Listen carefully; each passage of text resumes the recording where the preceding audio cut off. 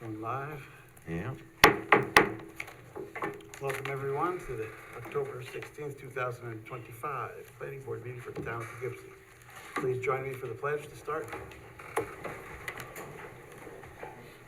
pledge allegiance to the flag of the United States of America and to the republic for which it stands, one nation, under God, indivisible, with liberty and justice for all. Thank you. We have a pretty full agenda tonight, so we'll move on and try to stick with our 3-minute comment rule. And just for people on Zoom, let you know we have a full board of all 7 regular members tonight. First up is Manor Hill Community Project. Who's here to represent them? Come on down. And All right. you've been here a few times, but we do have a couple new board members that may not have seen the not a problem. project. So Perfect. just a quick overview. For the record, Mr. Chairman and members of the board, my name is Taylor Palmer. I'm a partner with the law firm of Cuddy and Fader on behalf of the applicant. I am joined by our project engineer, Christian Paggi of Paggi Engineering. As you mentioned, Mr. Chairman, we are before you this evening in connection with our continued, renoticed and continued public hearing for this application. And we're also here for the continued secret review of our application for site plan, special permit, and aquatic resources permit approvals. And we're proposing a 14-unit mobile home community at the property. For the record, the hearing was renoticed in accordance with the town zoning code requirements. As you mentioned, Mr. Chairman, it has been a few minutes since we've been before you all, actually 2024. So as the public hearing was opened at that time, we did renotice it for today with the project changes reflecting the comments from this board as well as the consultants and then also from the town board. So if I may, for the benefit of the members of the public that may be attending, reviewing our application, I'll provide just a brief summary. The project, of course, dates back to October of 2017, so happy anniversary. As detailed in our September 22nd submission, the 5.5 acre property is located on east of North Grand Avenue. Christian's going to pull it up on the screen. And it's located immediately west of the 62-unit Manor Home Mobile Home Park community and south of the Dutchess Rail Trail. It's presently classified in the R20 zoning district. And as part of the application, we are pursuing a zoning amendment, which would put us in the RMH, which is the Residence Mobile Home Zoning District. The applicant's currently proposing to construct 14 mobile home community units, each with a lot containing a manufactured home and 2 parking spaces. As the board will recall, the applicant originally proposed 22 total units on the property, which has been cut almost in half to 14 units now proposed based on feedback from the board and from the town. The applicant has taken significant time, of course, since 2024 to refine our project and supplement it with the materials that we put forth. As Christian will speak to in just a minute, since the application and the applicant last appeared before you all in 2024, the site plan and the associated improvements that are proposed have been updated to include additional details for the water and sewer connections, as well as our landscape screening areas, and privacy fencing, stormwater management, and open space recreation areas. As we've discussed with town staff in advance of the meeting, a 24-foot wide private road is proposed through the property that will connect us out to Van Wagner Road. As a change to the project, which was directly in response to the public hearing comments previously, which concerned traffic concerns and sightlines on North Grand Avenue. The project now has elected to restrict access to the roadway to North Grand Avenue just for emergencies. So it'll be a breakaway gate. It'll have a firematic access only. So again, so the project access will be specifically via Van Wagner and not out to North Grand Avenue. Yeah, that was a big issue with the neighbors on North Grand, so that's good. Right. Christian will also speak to this in just a minute, but as part of the secret review, the applicant is and has recently met with town staff to try and align on the approach related to our sewer infrastructure. So that was another discussion just related to secret purposes. As part of that, we understand, congratulations, the town did just receive about a $200,000 CDBG grant for certain improvements to upgrade the North Grand Avenue pump station.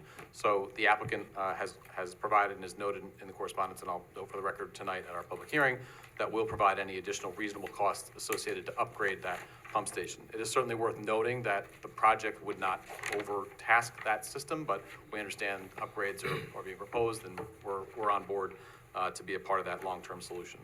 As part of that process, we will install a new sanitary main, and then we'll offer that for dedication to the town and handle that with the town board. So with that, we did have a chance to review the draft negative declaration. I know we have a public hearing and other comments from Christian, but we didn't have any comments. It was very well, very organized and very detailed, so no changes from our end. With that, I'll ask Christian just to walk you through the site plan, and then certainly can address any comments you all have or from the public. Great, thanks. Thank you. Christian Paggi, engineer for the applicant. Taylor pretty much covered most of it. I'll just give a quick overview, high level of the project, just because it's been so long since we were in front of the board. Again, it's 14 proposed mobile home lots on the property with a 24-foot wide access road. As Taylor mentioned, the access road is still shown on North Grand Avenue, but has now been restricted to emergency access. So all of the new units will gain access through the existing mobile home park, Manor Hill, which gains access from Van Wagner Road. That will require a cross-access easement, which will be executed and filed and demonstrated to the town, since these are two separate properties, but under the same ownership under Bettini Properties. There hasn't been many changes other than the restriction of the North Grand Avenue access. We received the comments from the engineering, the town's engineering consultant. They have signed off on the stormwater design, and I think there were a few minor comments that we're happy to address. Your environmental consultant, Aspen Environmental, has also signed off on the wetland and surface water, aquatic life, aquatic resources permit that is going to be required. We've submitted in prior submissions the nationwide permit from the Army Corps of Engineers and associated documents from the DEC. So I don't know if there's much more to review at this point, but I'm happy to entertain questions from the public and from the board. Yep, you've modified it to avoid wetlands and all that stuff, so that, for the most part. Eric? Sure. The project, as you mentioned, since 2017, I think I counted 5 times in front of the board. Yes. In 8 years, not bad. Let's see, so I think the board, I think we're finally at a point where the planning board, if you agree, is ready to move ahead with a seeker determination. It would then go to the town board and then the zoning board. So it would need to return again to the planning board to complete site plan review. So that would not yet be complete if the board went ahead with the seeker determination. As Taylor mentioned, a lot of the issues have been, we feel have been addressed if the board agrees. Probably the most significant, as you noted, is the gated access to North Grand Avenue, which is as shown on the plans. It would limit access to North Grand for all traffic except for emergency access. So that would be the only use of that gate. There are other comments in then the sewer was another significant one. It doesn't appear much on the plans, but that was also a significant step to resolve, which they appear to have done. Similarly, with the water, was also worked out with the water department and with staff. The zoning administrators indicated that the only variances required from the zoning board would be for the rear setbacks alongside the Dutchess County Rail Trail, which is that those setbacks are the subject of actually conflicting standards in the regulations, which the zoning administrator determined that the more conservative applies, so the ZBA will look at it for that. The setbacks and the buffers alongside the residential properties to the southwest all meet code standards. I think that's pretty much it. Oh, we did have, there were outstanding comments from the county Public Works Department. They were concerned about stormwater to the rail trail. I believe yesterday we received a comment saying that they had completed their review of the stormwater plan and that they had no further concerns. That's since we last spoke on Tuesday. Okay, that's good. Yeah. Without stealing Bobby's thunder on the town. Yeah, I'll have nothing to say. So with all that said, we have identified in our comments a few things that we suggested the board discuss with the applicant. Those would be comments in anticipation of a future return to the planning board for site plan. They're not necessary for seeker review at this time. They don't need to be resolved at this time. And there is a seeker negative declaration draft in your packet for your consideration, and resolutions for deferral. I will note that one of the resolutions has a typo in it. The resolution to adopt a seeker negative declaration refers to it as an unlisted action, whereas it should be a type 1 action as shown in the planning board agenda and the header to the planning review. All right, thank you, Eric. Going on to engineering. I don't have much to add that we haven't all covered. The project is in a good place from our position, so we have a few things to work out, but nothing major. Definitely okay with seeker All right. approval. And our consultant, environmental consultant Carol Knapp was on with Zoom. She's on Zoom, yeah? Do you have any, Yeah. any last Yeah. comments there? Taylor, You can hear me? Yes, we can. Thanks, Carol. Okay, great. Could you release the schedule? Yeah, we've been working with the applicant. There were significant issues with wetlands from years past, but we've been working on them.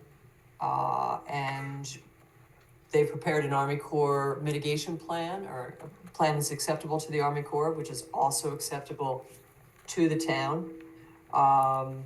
Little confusion with the, just the Blandings turtle with the DEC. Their response was a little bit unclear, but it's buried in some, and so it put some plan on the final plan for site plan approval. But for seeker purposes, we're very happy with how things are looking now.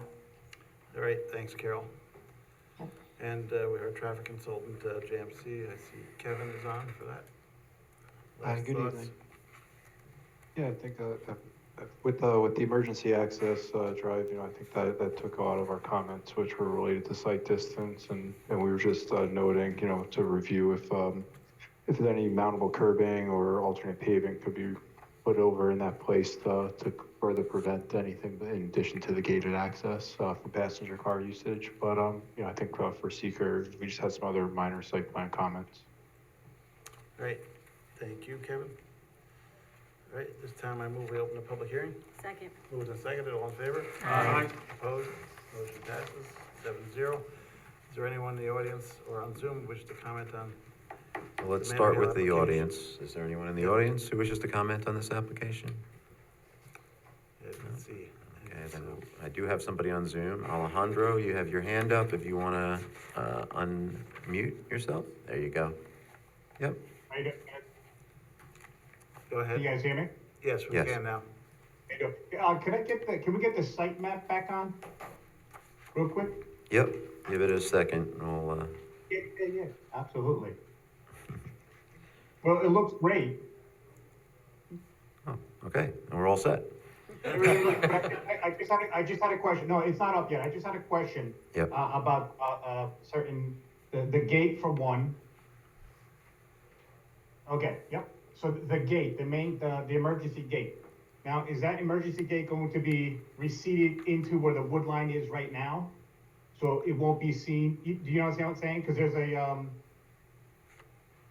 mailbox out there right now, and it's close to where the wood line is. Because there's an area there's an area that's mowed, and it's cleared, and then it goes into the wood line, into the property. So is that where the gate's gonna be? It's gonna be on the wood line? I mean, it's set back in on the road a little bit. It's set back? Okay. Yeah, I don't know if Christian, if you're You able see to where- you see answer where the that line right is now, on- but Yeah, it's it something we does could look also separate. take a look at. Because again, this isn't going to be a site plan approval at this point. So there would still be opportunity to tweak that location if necessary. But you'd prefer it to be further back, is that correct, or? Yes, because we now own, the property that's in between, 238, we own 240 now.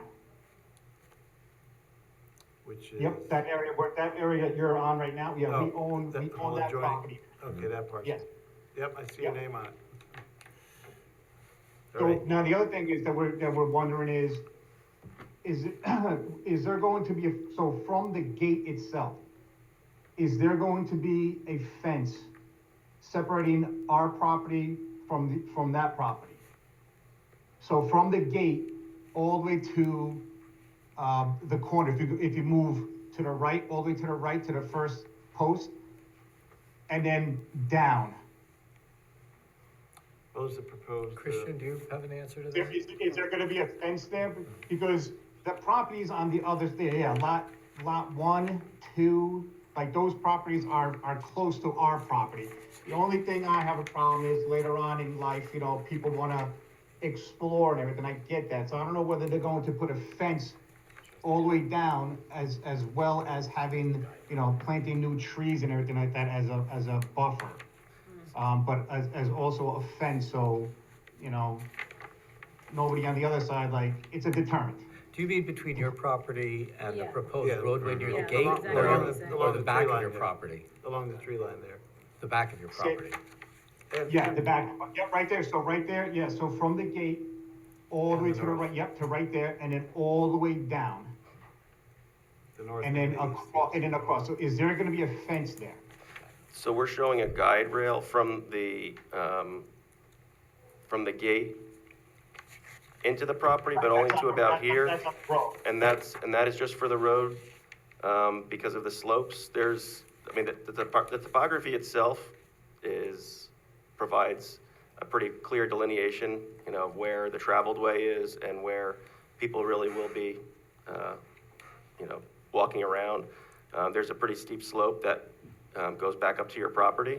So there's no fence right now shown along the property line, but we are showing the landscaping along Okay. this property line. Yeah. We can't just go back and forth here, but, we wanna, take your comment into consideration and we still have another opportunity. They have still to go to the town board for rezoning and such, so. Yeah, so my concern would be for people coming over onto my property later on Yep. in the future. Because I know what happens, because I know people from the other mobile home park come through where this road is now, because they did when they put the septic in and stuff like that, so they made a trail and they come through and stuff like that. So now you're gonna have, 14 units, kids, people, whoever. Yep. And then, they come over and then, tread you up into the back of our yard and come to the house. All right, So just more of a deterrent in a sense. I mean, I know people can scale fences and everything like that, but just makes it harder for people. all right, thanks for your comments. Anyone else? Just a comment on Manor Hill? And actually, if you wouldn't mind just taking the site plan down one more time, just, See anyone waving? yeah, Technology. thank you. All right, so is anyone else on the Zoom? You can unmute yourself, you can raise your hand, you can wave. Don't think All right. we're seeing any. Seeing none, I move we adjourn the public hearing to December 18th, 2025. Second. Moved and seconded, all in favor? Aye. Opposed? Motion passes. And we'll go around the board for additional comments. Peter? Is this the Fourth Ward sewer? The Manor Hill is a tenant of the Fourth Ward sewer. Yeah. Is this property actually in the district? Yes, Okay, so you would come under the O&M umbrella of the Fourth Ward sewer? Yes. Okay, great. Can our attorney give us the town's view of the relationship between this project and the pump station, and does it look like it? Our comment from the town planner is the town is initially receptive to an existing offer of dedication to the town. What exactly does that mean?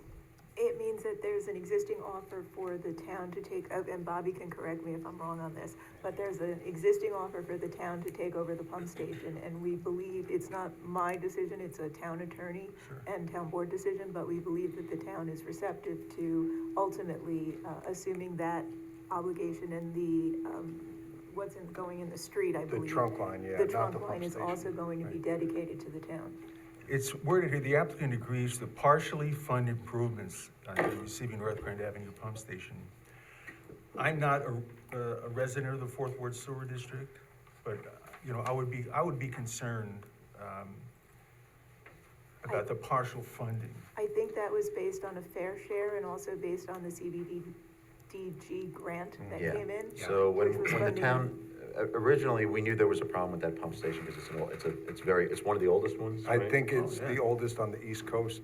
Oh, and so that was, gonna be a significant barrier for this. We did, apply for and receive, more than half of the projected cost of that from the CDBG program, and so, that's been discussed with the applicants, and they intend to pay the, remainder. I'm sure the town board will look at the cost. Yes. And what they view as a fair share for the applicant to participate.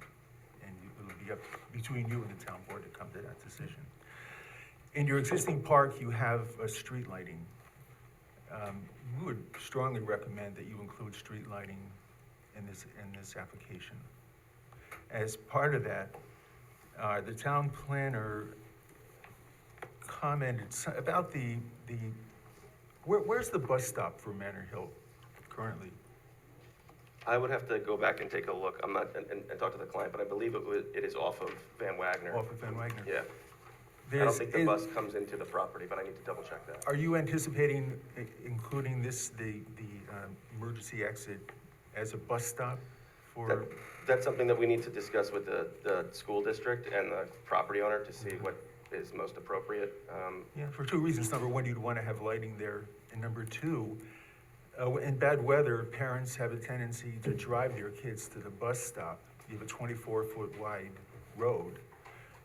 If that's going to be a bus stop, I would suggest you make some provision for like a turnaround or off-street parking, because that could be a problem in the future.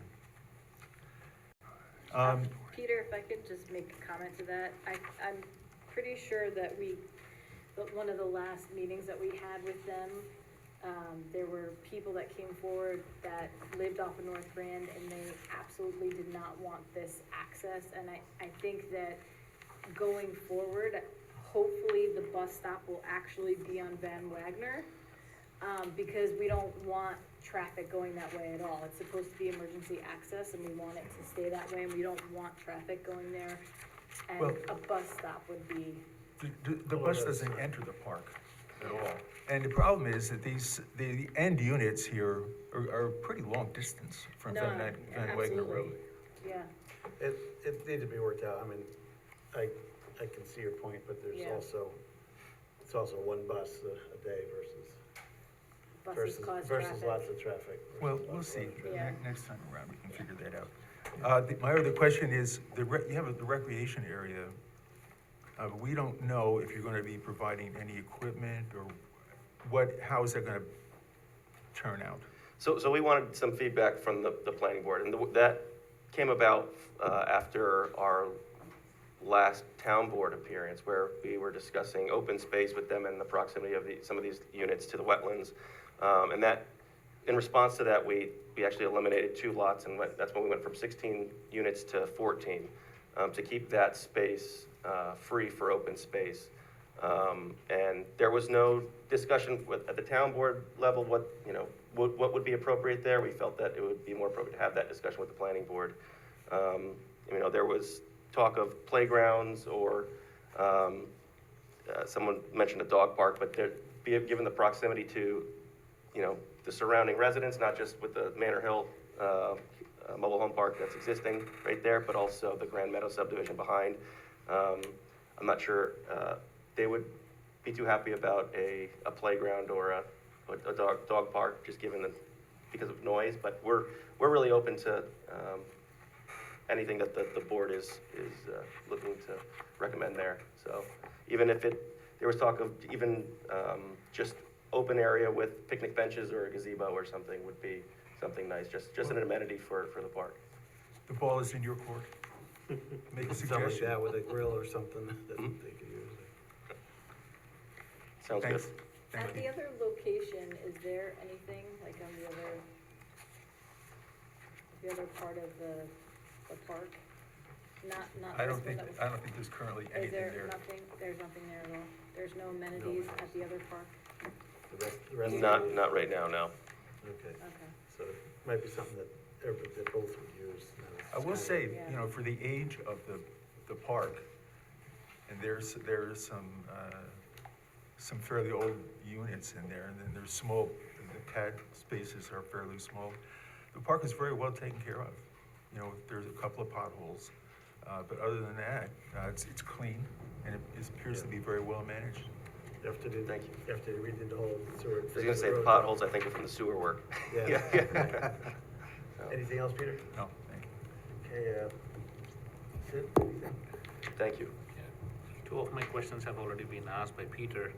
So, I have one question here. So, in regard to the space behind from lot 9 to lot 14, you're planning to come with any landscape, because I really don't see any trees or bushes right behind those lots. So that's where we're proposing, let me try to share my screen.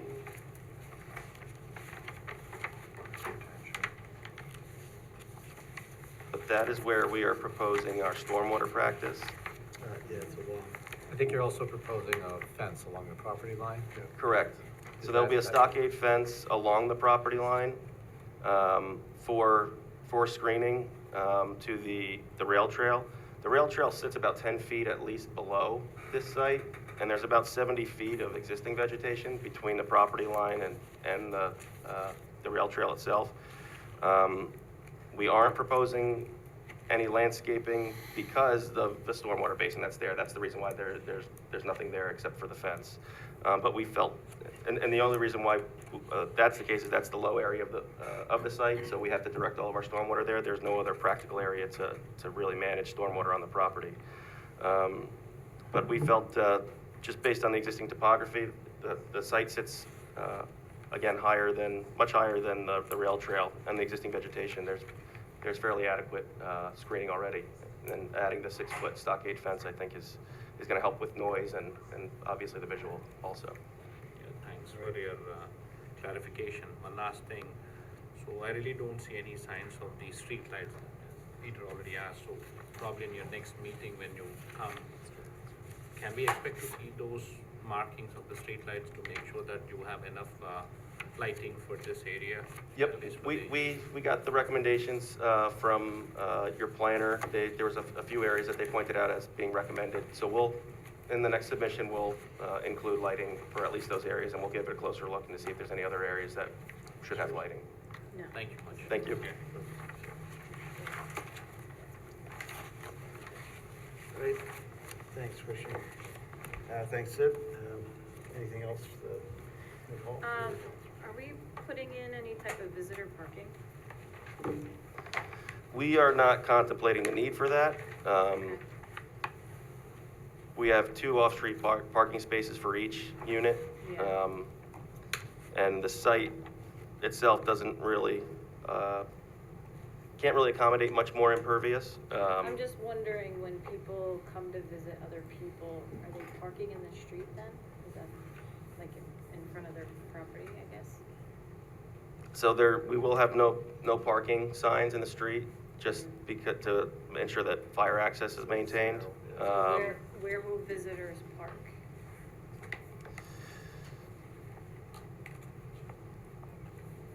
We'll ask our traffic consultant Yeah. to look at where Okay. else, if there is any other locations or how that would be handled, just based on the counts, but we are providing 2 off-street for each unit. Sounds So good. we'll definitely take a look at that, so we have that answer for you too. Okay, and then my last question is, for snow, are we trucking off-site, or is there a specific area on this site where you're going to be putting it? So I am not anticipating the need to really truck any snow haul any snow off-site. We did add a note that there won't be any storage of snow on the site. We weren't reserving any area for snow storage. And the reason for that is the impervious areas that will require snow removal is really the through road here. And there's no dead-end street, so there's no areas. I mean, a plow will be coming through here and removing snow, and the snow is going to go up against the sides of the roads. And the individual lot owners are going to have to then clear themselves out, similar to anybody else that lives off of a public road. So there's no large parking areas or, again, cul-de-sacs or dead ends that require a significant area that would need a significant area for snow storage. So I don't see the need for it. But we did indicate on the plan that if there is any need for storage that snow will be hauled off-site. Okay. As long as the note's there, just in case Yeah, of an 1888 blizzard again. right, exactly. Thank you. All right, thanks, Kristen. Rocco, anything? Yeah. One thing only, I was trying to find the size of these pads, and the one of interest here is lot number 9. If you can put up your chart again. And then I was looking through the Champion Homes brochure you added here. Which one of these models would fit on that pad? Because that looks about 2/3 the size of any of the other pads. So this one is 28 by 48. So there is a few of the models in there that would fit in that. Okay, so that lot would only allow those, the size that fits in there? Exactly. So you're not gonna shoehorn anything else in there? Correct. What we're showing there is shoehorned enough. Well, right, but I mean, that lot just seemed a little smaller. Area-wise, it seems about the same as what the other ones are, but I couldn't see the size of the pad, and maybe I missed it somewhere, but, The only reason why that has an irregular building envelope, it's being impacted by the drainage the drainage easement that runs through that property. So that lot is, like, as you mentioned, from an area standpoint, comparable to all the other lots, but there's a drainage easement that runs through it. So we're making sure that none of the actual footprint of the building will be within that. okay, so your drainage won't affect the installation of any of the underground service there for the things? And we can incorporate a note on the plan that says that the Yeah, size we of, okay with that, Bobby? It's, okay. All right. excuse me, yeah, we can incorporate a note that says that the size of the Yes, the I would manufactured home has to appreciate that. meet Okay. those criteria, you know. Thank knowing you. this lot's size. That would also be something that's subject to building permit review, so Yeah. when the building permit comes in, all the departments would review it and check the plot plan to make sure they're not impacting the drainage. Okay. Yeah, you got the stormwater pond behind and the road curve there, so that's just the way that lot came out. Anything, Sharon? No, I'm good. And, Steve? Yeah, I really do like the improvements, and my input for the recreation area, given a likelihood of who's gonna come into these homes being affordable, which is great for the public, would be a playground. And my 2 cents, I would second that, a small playground, I think would be good, probably children. And there's already children in the other section that they would walk up and use that as well. I think all the other questions have been answered that I talked about. Anybody look at the architecture in our packet, have any comments on it at this time? Looks good. And we'll have, Champion is an old company, and they build a good product, this type of product. okay, that's good. And they seem pretty slick. They look really nice. That's good, so you can move forward. And that'll be the only choice, will be Champion, nothing else? That's the only manufacturer that they're looking at right now, yes. Currently looking at right now, so can we, well, Well, The- they gotta go for Okay. rezoning, and then they'll be back, Yeah. and all right, we'll see if that changes, but that's what their plan is. I got it. And then the last question I had is how long do you think construction will take? Because I think, North Grand will have a construction entrance and have some traffic there, really heavy traffic. I can come back with that. Okay, just if you got some kind of staging plan or whatever. I believe that their intention is to build out all 14 in the same phase. I don't think there's any phasing proposed, so I just want to make sure I give you guys the right information, so. Okay. In which case, I would imagine it would be like a 12-month Just put the slab construction there period. and Mhm. bring the things in. All right, Because the sewer main is already installed, so a lot of the infrastructure is already in. They need to install the water line and then do the site grading and drainage, so. all right. You want to be careful that the construction entrance doesn't morph into a driveway. Well, Yeah. yeah, but they're planning the gate here, so. So the driveway, yeah, the driveway will remain improved, but there will be a gate there for emergency access. All right, I move the planning board determine that the proposed Manor Hill community project will not have a significant adverse impact on the environment and that no environmental impact statement will be required for the reasons set forth in the secret negative declaration for an unlisted action dated October 16th, 2025. Second. moved and seconded for seeker, all in favor? Aye. Opposed, motion passes 7-0. And, Yeah, before we, and we have to make a recommendation to the town board about the rezoning. Do we want to make it positive or neutral, or what type of recommendation do you guys feel?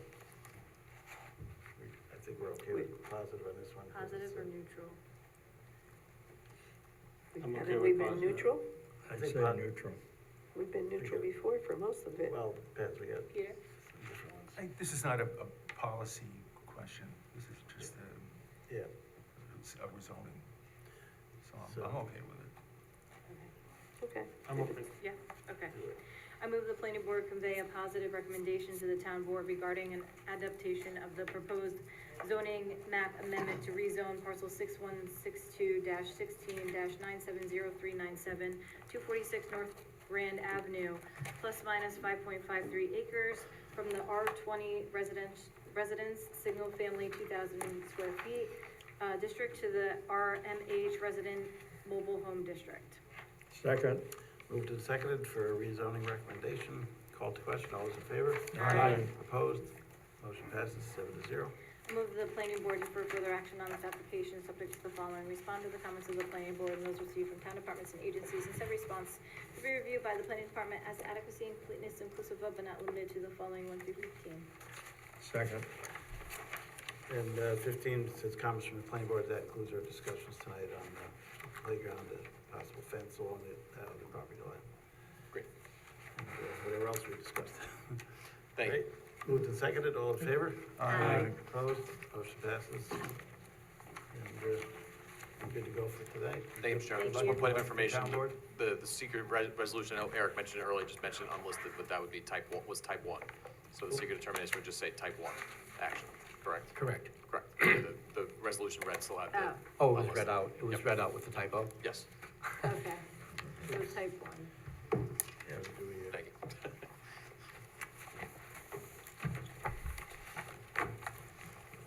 Thank you so much. Thank you very much. Do we need to do the resolution again, Lisa, probably? Type one. Next up is Route 9D electric vehicle facility. Good evening. My name is Karen Labruto.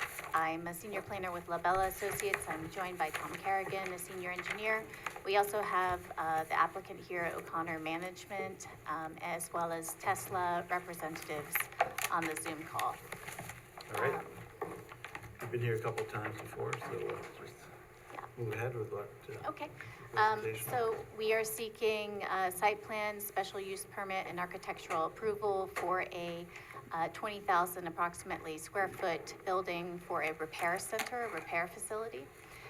The site is on 9D, just by the Staples there, and it's a 4.39 acre site zoned for business highway. As I mentioned previously, we're seeking a special use permit for a repair facility. We are proposing alongside the 20,000 square foot building, 140 parking spaces, and then 45 land banked parking spaces, and that means that that area would be covered in grass, but we would install some infrastructure for a potential future development of that space as parking, for which we'd have to come back for an amended approval.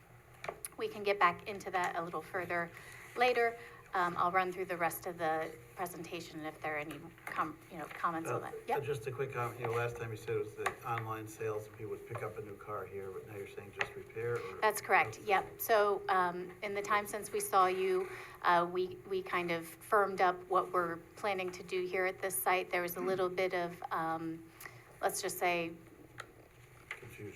confusion, discussion over what was possible at the site, what we wanted to have possible at the site. So what we want today, and for the near future, is a repair facility for electric vehicles.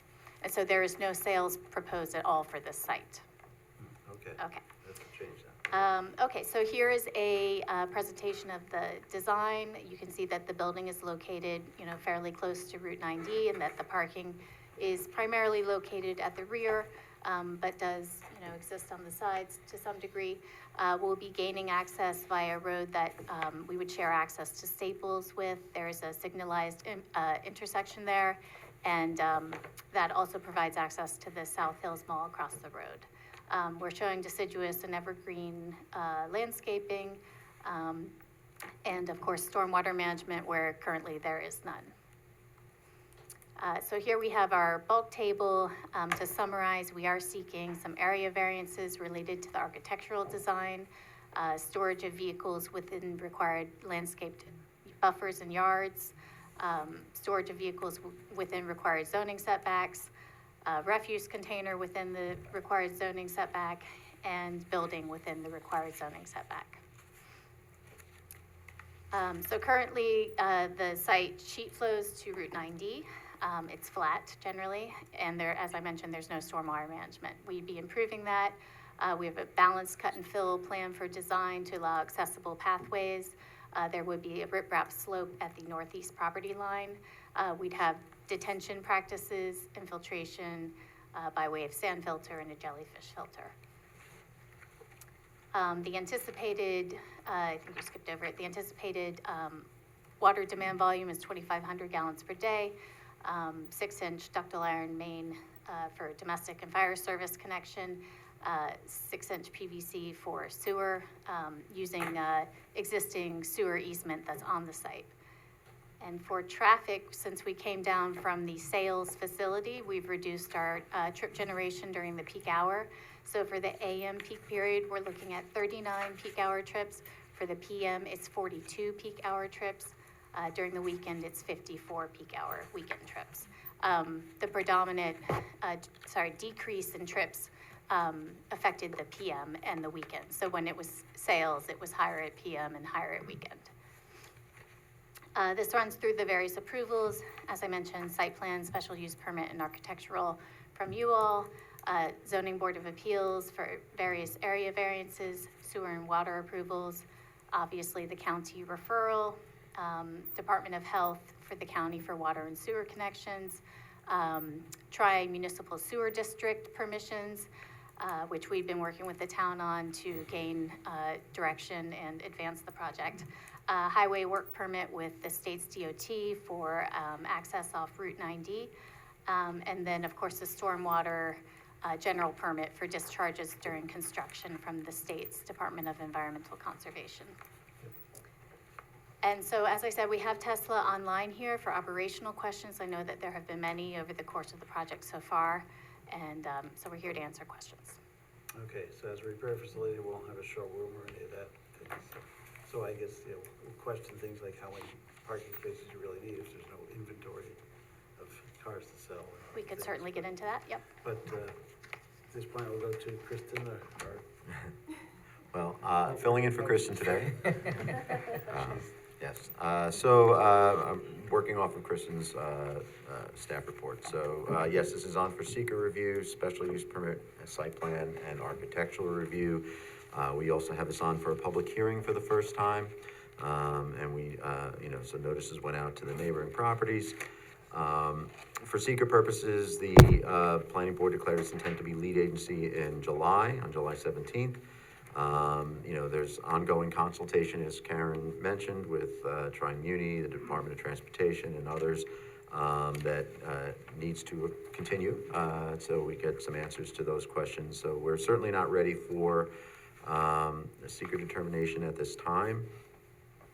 As was noted, this is no longer being proposed as a motor vehicle sales and service facility, it's now a motor vehicle repair facility. There are some questions that staff has about the amount of parking proposed and whether that's truly needed, even with the land banking that is being offered. But as Karen mentioned, if in the future they wanted to change the use and use that extra land bank space, yes, they would be coming back to the planning board and have to go through a process to do that. I mean, they may consider land banking more even based on this. Right, right. I think that's a fair question, fair thing to talk about. So, we had some other questions about making sure that the vehicle storage remains in striped spaces. We wanted to, so again, a lot of questions about parking. There's a couple things on the site plan sheet that are a little unusual still. I think they're holdovers from the past, like there's still the display vehicle on Route 9D that's probably no longer needed if it's a repair facility, but, I think that's all part of the fact that this has been kind of a moving target, that needs to be addressed. We want to make sure we understand a little bit more about, the kind of refuse, that is collected and stored on the site, old batteries, things like that, the frequency of their collection and what the operations would look like. And screening is another big question mark. We think there's probably the need for some more screening on the south side of the property, where it does abut residential properties, especially if there are going to be variances needed. That's something I think still to be discussed. And lastly, there was discussion recently about sidewalk. You didn't touch on it in your presentation, but I know the planning board has been interested in having a sidewalk out on Route 9D. I know that there may be some complicating factors with DOT, so we want to keep working on that. I don't know if you have anything more you want to say about that after I'm done. And I guess the last thing would be that we do recommend we have another staff level meeting before you submit again, because I think a lot of things can get cleaned up that way.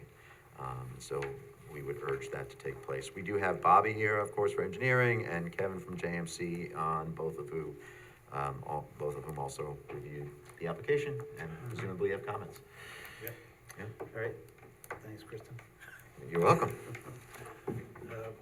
Bobby? Sure. At least I'm Bobby and not Andy. That's right, yeah. Some of these things were touched on briefly. One of the big obstacles was the tri-municipal district connection to the sewer. The town now has some direction on our end with a new program policy on connections in that district with I&I mitigation requirements. So that is a memo we passed along to the applicant, and we'll have to get together and flesh that out and see what that looks like for them to address some potential repairs. They've already done some work on locating the sewer. There is a trunk line that runs through the property.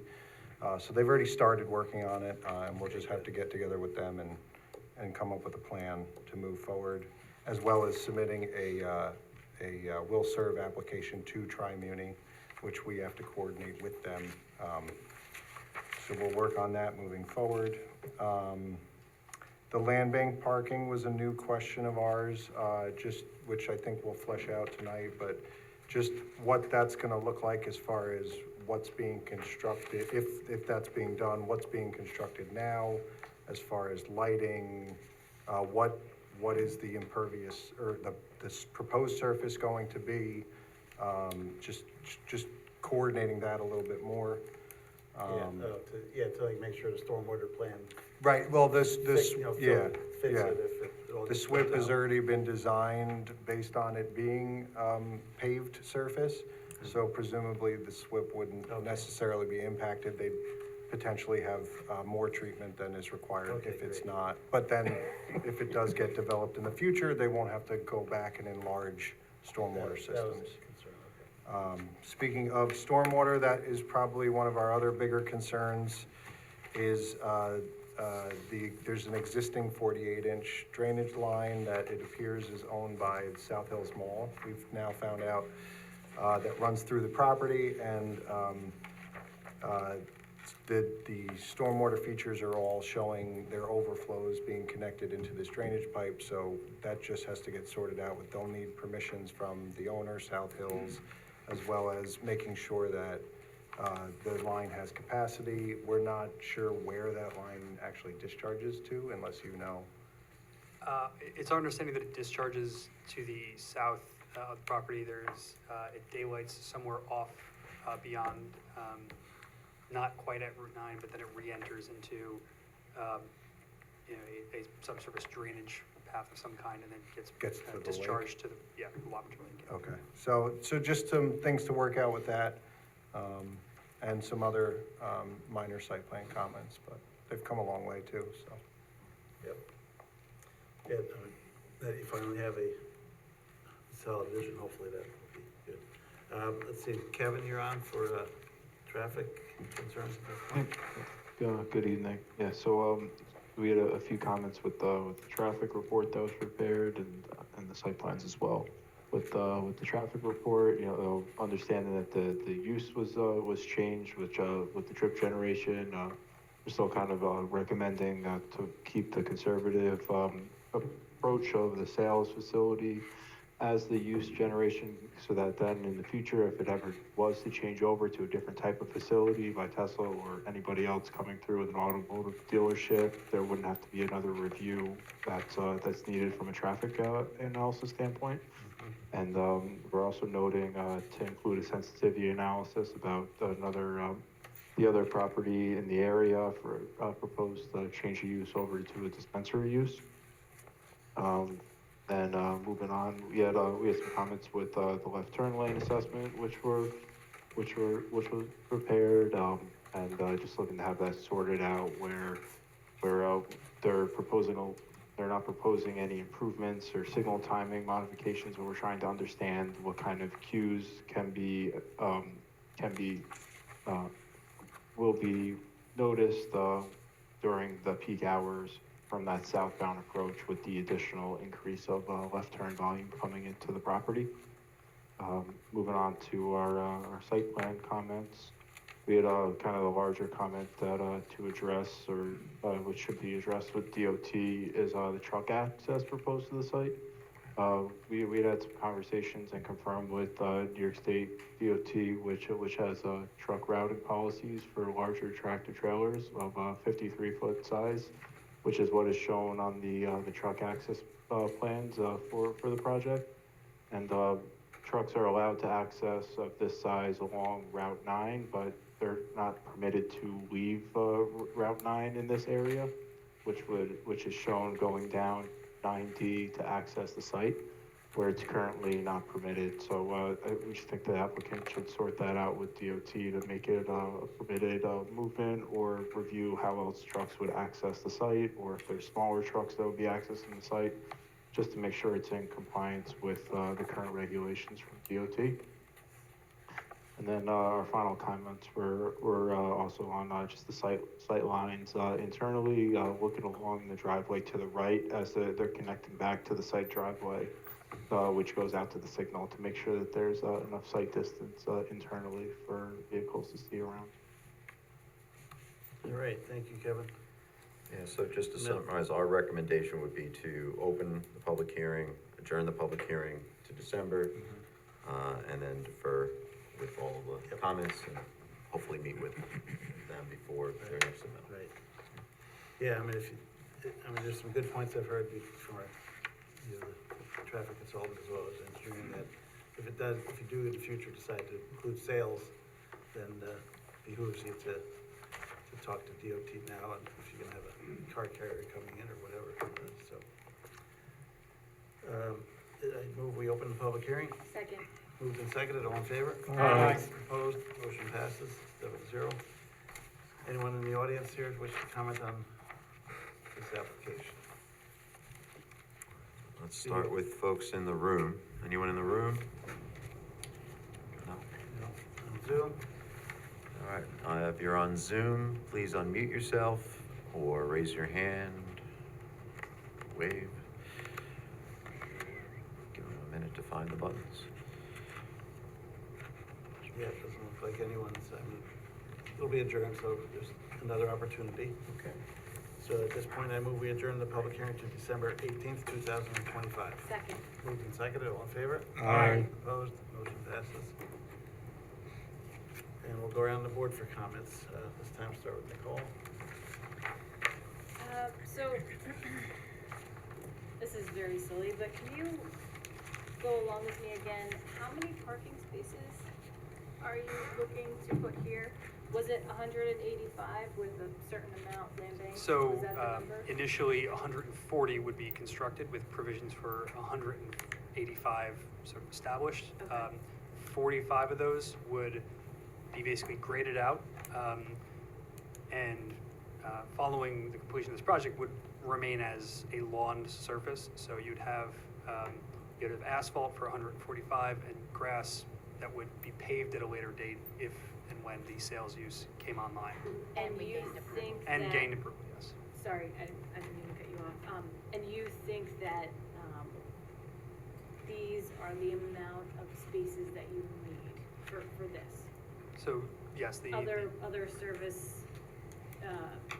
places such as this have about that in parking, or? Yeah, so this is based on information from Tesla, Okay. who's the end user intended for the site. Right. It's, for the 140 spaces that we're showing with the 40, was it 45 land banked?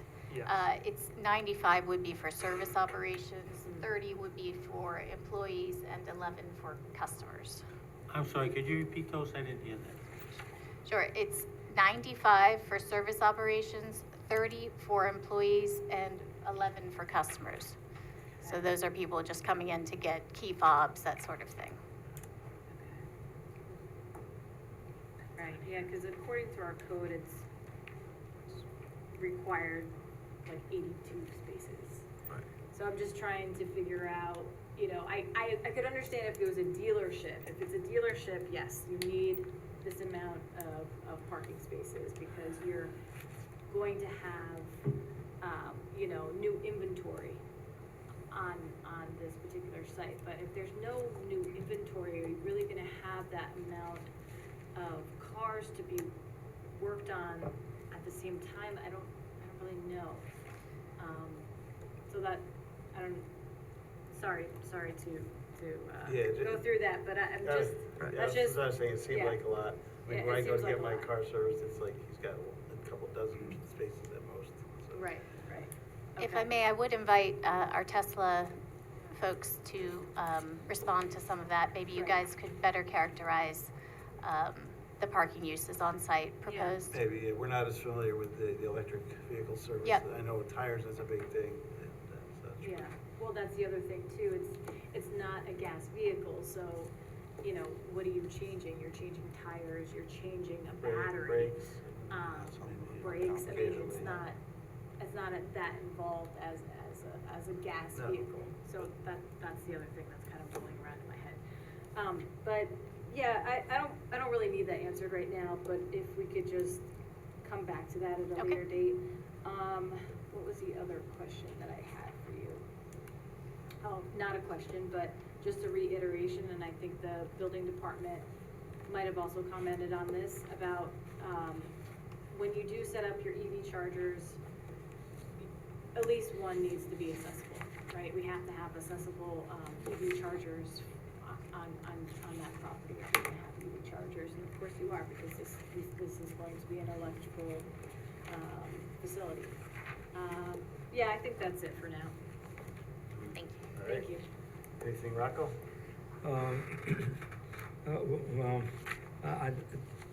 There's lots of the questions here.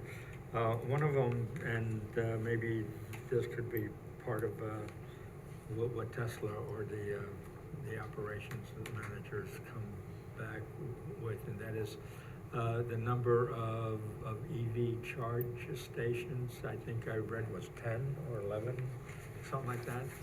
It's 10. There's, or It's spaces, 10. there are. So if you're going to have 80+ spots for repair vehicles, are those 10, why only limit the EV spots to 10? I don't understand why it's only 10. I mean, who gets to use those? Is it a lottery? Is it a fee? Is it a, They're intended for the internal repair facilities. So Yeah, essentially, if you drop off your car, they're gonna give it back to you fully charged. So that's what they're intended Right, for. well, that's what I was thinking, but Mhm. if you have 85 spaces for cars to be repaired, wouldn't you need an equal number of EV charge in there?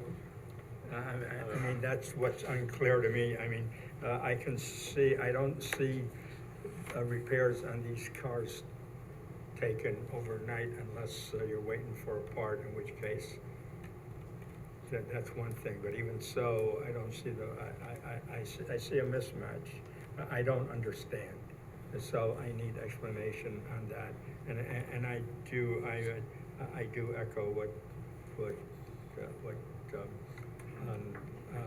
Nicole says here. You know, it's just something just doesn't, it needs an explanation or more explanation. I think that's it for now. All right, Sharon?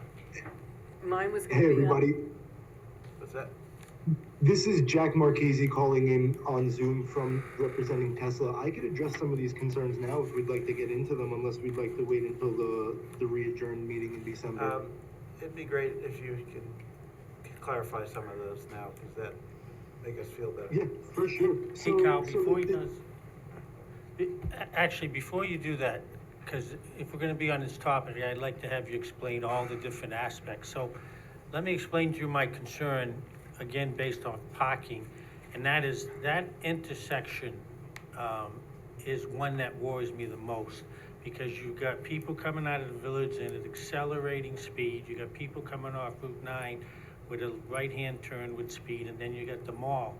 And my concern is, the flow says 50, but the parking is 2-3x. Is there really going to be more flow there? And I think that's where our concern is. Why all that parking? And if you need the parking, then should we be concerned with flow that hasn't been there in the past? All right. Sharon, did you have something? I was just gonna ask about the parking. I mean, the 95 spots just jump out.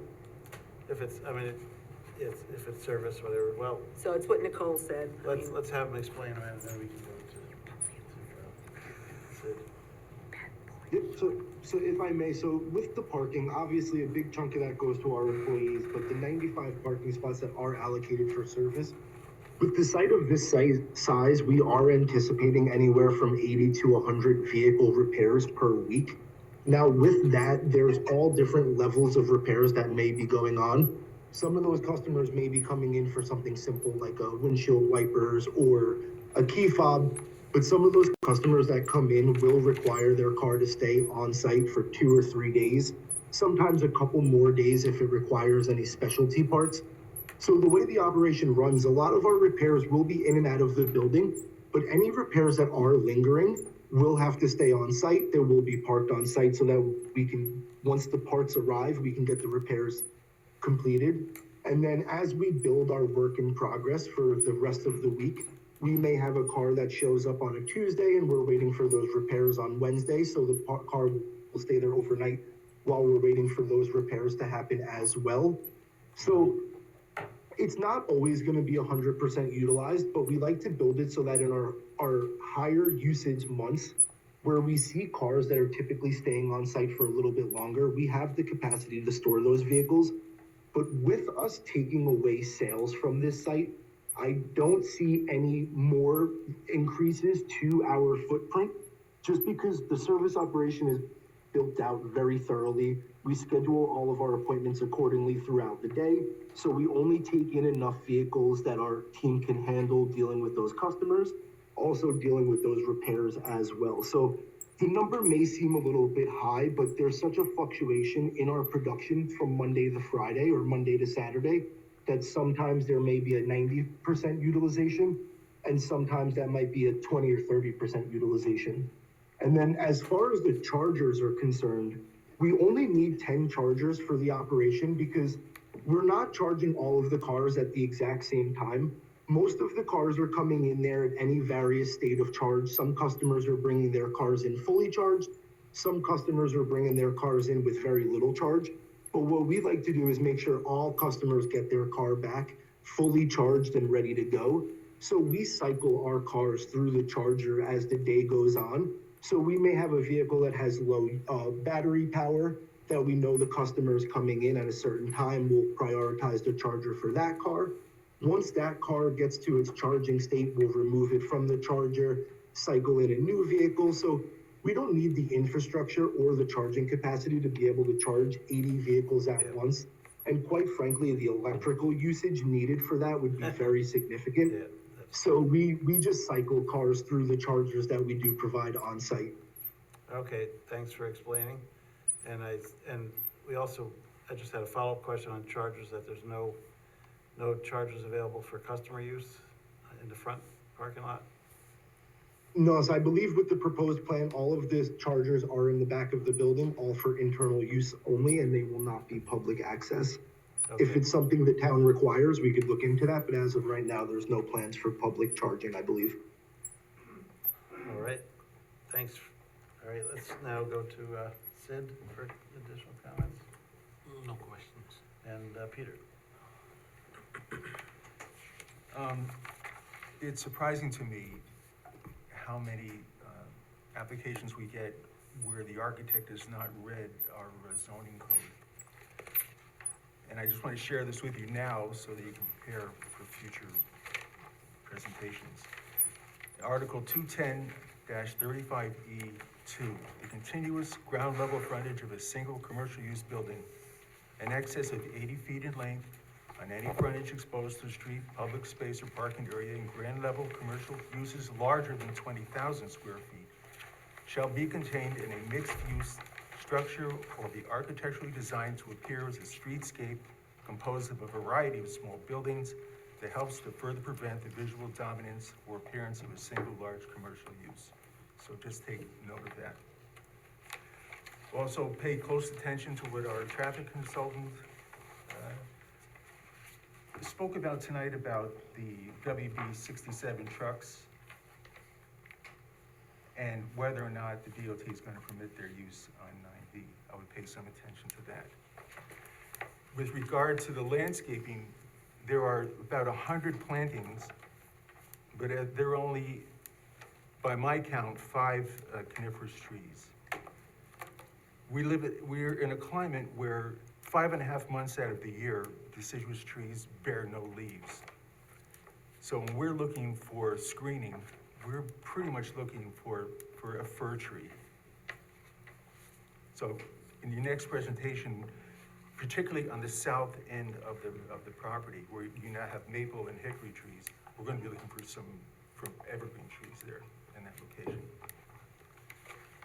And finally, in your full environmental assessment form, Section 8, Historic and Archaeological Resources, you made a presentation because of the existing burial ground on the site. You made a submission to the State Historic Preservation. Have you gotten a response from them? Yes. Are you going to share that with us Yes. at some point? I was just gonna wait till everyone was finished and then run through a few things. Okay, terrific. It's some, there's some confidentiality aspects to the Yeah. review because of the resource. And so, we're trying to be careful about how much we share, but we definitely have been in touch with the town, and I can give you an update that we just received. The reason I raise that is because in the event that a concentration of artifacts, culturally modified soil deposits, or human remains should be encountered at any time during ground disturbing activities, all work must stop, and the appended unanticipated discovery plan must be followed. So this is something that you want to pay very close attention to, Yes. As far as we know, there is no other, as far as we know. but, We didn't know that there was any there before. yep. Thank you. Thanks, Peter. Just my 2 cents, just a little, other than what everybody's discussed, we would make sure the access code of the gates for police as well as fire, whether you wanna work that out. And, as Mike suggested, I think an offline meeting with staff before the next submission might be good to try to clear up as much as you can and move it along. I mean, we don't wanna hold you up either, but we wanna get things, all clarified. And you said you had a few things to go Sure. over? So I'll start with archaeology. We submitted to them an archaeological site avoidance plan, and they concur with our plan. So the next step is for us to submit an archaeological monitoring plan, which specifies that there would be a monitor on site during construction to ensure that nothing terrible would happen. So we're in the process of doing that, and, we'll update you as follows, and I'll be providing this letter to Kristen as we go forward. Separate from that, we are intending to do squawk boxes for the police department and the fire department. We've been in coordination with them to date and will continue to do that. As it pertains to South Hills and the drainage, we've been in contact with South Hills and are starting to establish that connection there to further and advance the design of that. As it pertains to the 53-foot tractor trailer on Route 9D, we're looking into that and also the feasibility of potentially using a smaller truck. As to the architecture, we did go over the zoning in great detail recently with the architect. That's recently been brought on to advance the project. And then for the sidewalk, I'll let Tom speak to it in more specifics, but we did engage DOT on the subject of the sidewalk because of course it involves the land donation by the applicant in order to, allow for the sidewalk to be developed. And DOT was, I guess, kind of non-committal in a way because they felt that there was no connectivity to the north and to the south. And so that's, we had a meeting with Mike and Kristen, and I'm assuming that they kind of let a summary of that discussion. But essentially, to make the connection going towards the intersection of 9 and 9D, there's a traffic signal pole, and then there's a kind of informal drainage outlet, paved drainage outlet. And it's not our property. So the DOT says, we don't want a sidewalk on our property if you can't connect it. They don't want just like an isolated sidewalk. So in order to connect it, we need to gain some permissions, and from what we understood, the Staples owner would actually have to undergo a land donation process on their site in order to begin to realize a sidewalk on that site. Down here. Yeah, it might be the laptop volume. That better? I think it's Jeff. Oh, it's Jeff, yeah. Somebody got their laptop All on. right, yeah. Okay, so apart from, what was I saying? Right, yeah, so Apart there's from some gaining, complications right, with so it. Staples would have to get a land donation on their own, do a land donation to the DOT on their own to realize a sidewalk there. So we have come up with a potential strategy. Yes, so what we have not discussed with DOT yet, but we have discussed preliminary internally and with town staff, it would be to perform the land donation on our property for the intent of constructing a sidewalk at a future date, and then put forth a bond that would be used to construct the sidewalk if at some point in the future a connection across the Staples property could be made, and that would be either Staples, the owner has to put a sidewalk in on his own property, or if he completes the land donation to DOT, but whatever mechanism would allow for the sidewalk and crosswalk across their driveway to be constructed. And I do want to invite Linos Chareta, who's the attorney on the project, and I'm sorry I didn't introduce that he was here via Zoom earlier. Lino, if you have any additional comments on that subject, I want to invite you to speak. Thank you, Karen. Good evening, everyone. Lino Chareta, partner with Blakely, Platt and Schmidt. But yes, that's correct. I mean, as land use council, I've utilized that type of construct before. Again, because we as the applicant really don't control the Staples site, as you all know. And the best, we can do, and the idea that was presented, which again has worked for other applications of mine in the past, is to have some type of bond set up so that if the owner of the neighboring property wants to put in sidewalks, there'll be funds there for that. And again, it wouldn't necessarily hold up this project, and that's something we want to do, but it is something to consider because again, we can do what we have to do on our site, but then we can't control what the property owner, for Staples will or will not do. So that's, I believe, is a compromise. And again, it's something that I've utilized in the past in other communities and municipalities on similar issues like this. So thank you, Karen. Have you approached the owner of the Staples site? Yes. And?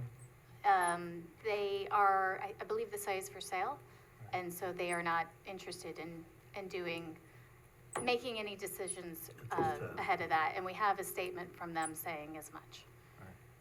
I mean, Correct. yeah, doing the sidewalks piecemeal it's tough to do. I mean, but right now the sidewalks end in the village, like a half mile away or a quarter mile away, and people do walk along there anyway, just on the side of the road to get to the mall or to Staples or whatever, and so that's why we are asking to have it. And we did make the Have some way to apartments. continue it. The apartments. And there's a new segment, in front of the new apartments that came in.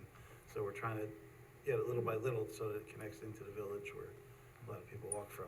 So how would this work? You would build a sidewalk in front of the building and we then would- not at the, We would do the land donation. to The land- DOT, just the that's land donation. required. Right. Right, all of the, all the work kind of on the property would be done with the exception of the sidewalk, but it would be, we would have to set up the bond so that if the connection can be made in the future, that money has been set aside already and the sidewalk can then be constructed at the same time as the crosswalk across the Staples driveway per the DOT requirement. Correct. Yeah. Yeah, the complicating factor is Staples is trying to sell their property. Correct. All right. Or the owner of that parcel. Okay. Again, that's something you can discuss offline when you do this offline meeting and delve further into it, but you'll see our general gist of it is we want to try to get some better safety. maybe we could also talk to Walk- DOT, right? Yeah, just try to get things clarified. All right. I move the planning board defer action on this No, application. I'm sorry, hold on. You gotta adjourn the public hearing first, or did we do that? I thought we did that already. I'm sorry, never Yeah. mind. I think I did. Yeah, You did. okay, Yeah. thank you. Are we good? Yep, Okay. my bad. I move the planning board, defer action on this application and direct the applicant to respond to comments in writing of the planning board and those received from town departments and agencies, included but not limited to the following 1 through 13. Second. Moved and seconded, defer. Call the question, all in favor? Aye. Opposed? Motion passes 4-0. Thanks for being here tonight. Thank you. Thank you for your time, Good luck appreciate it. with the continued work on it. Next up is Hudson Strands on South Road. Someone here? Yep. Mr. Lodi.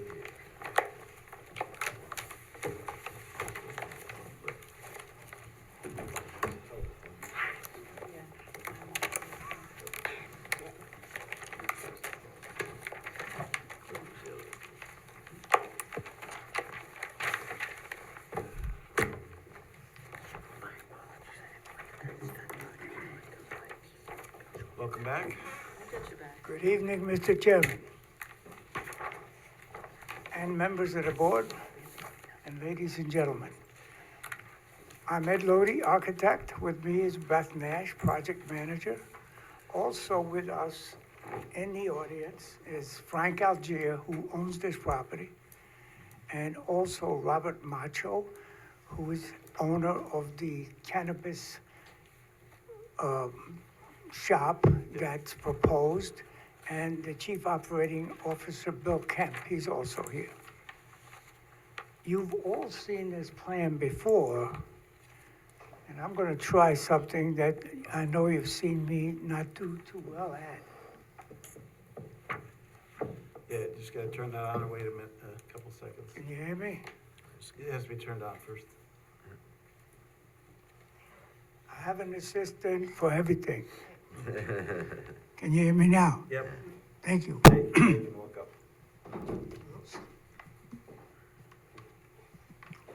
The reason I'm showing you this particular image is because it all started with this particular facade.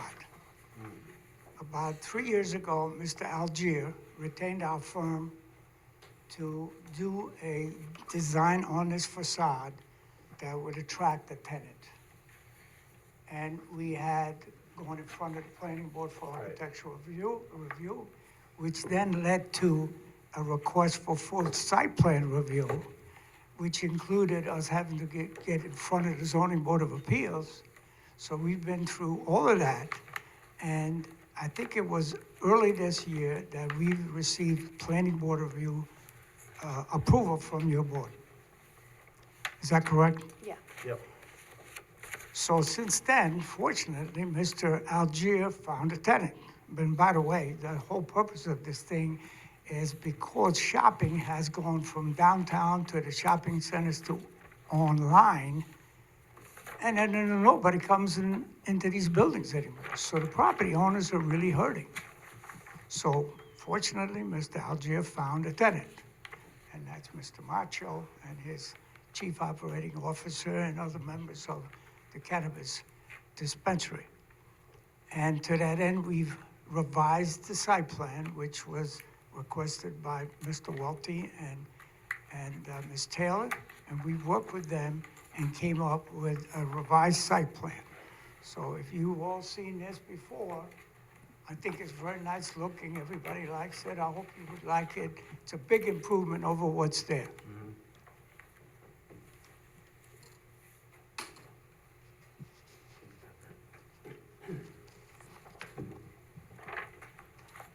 This shows the revised site plan.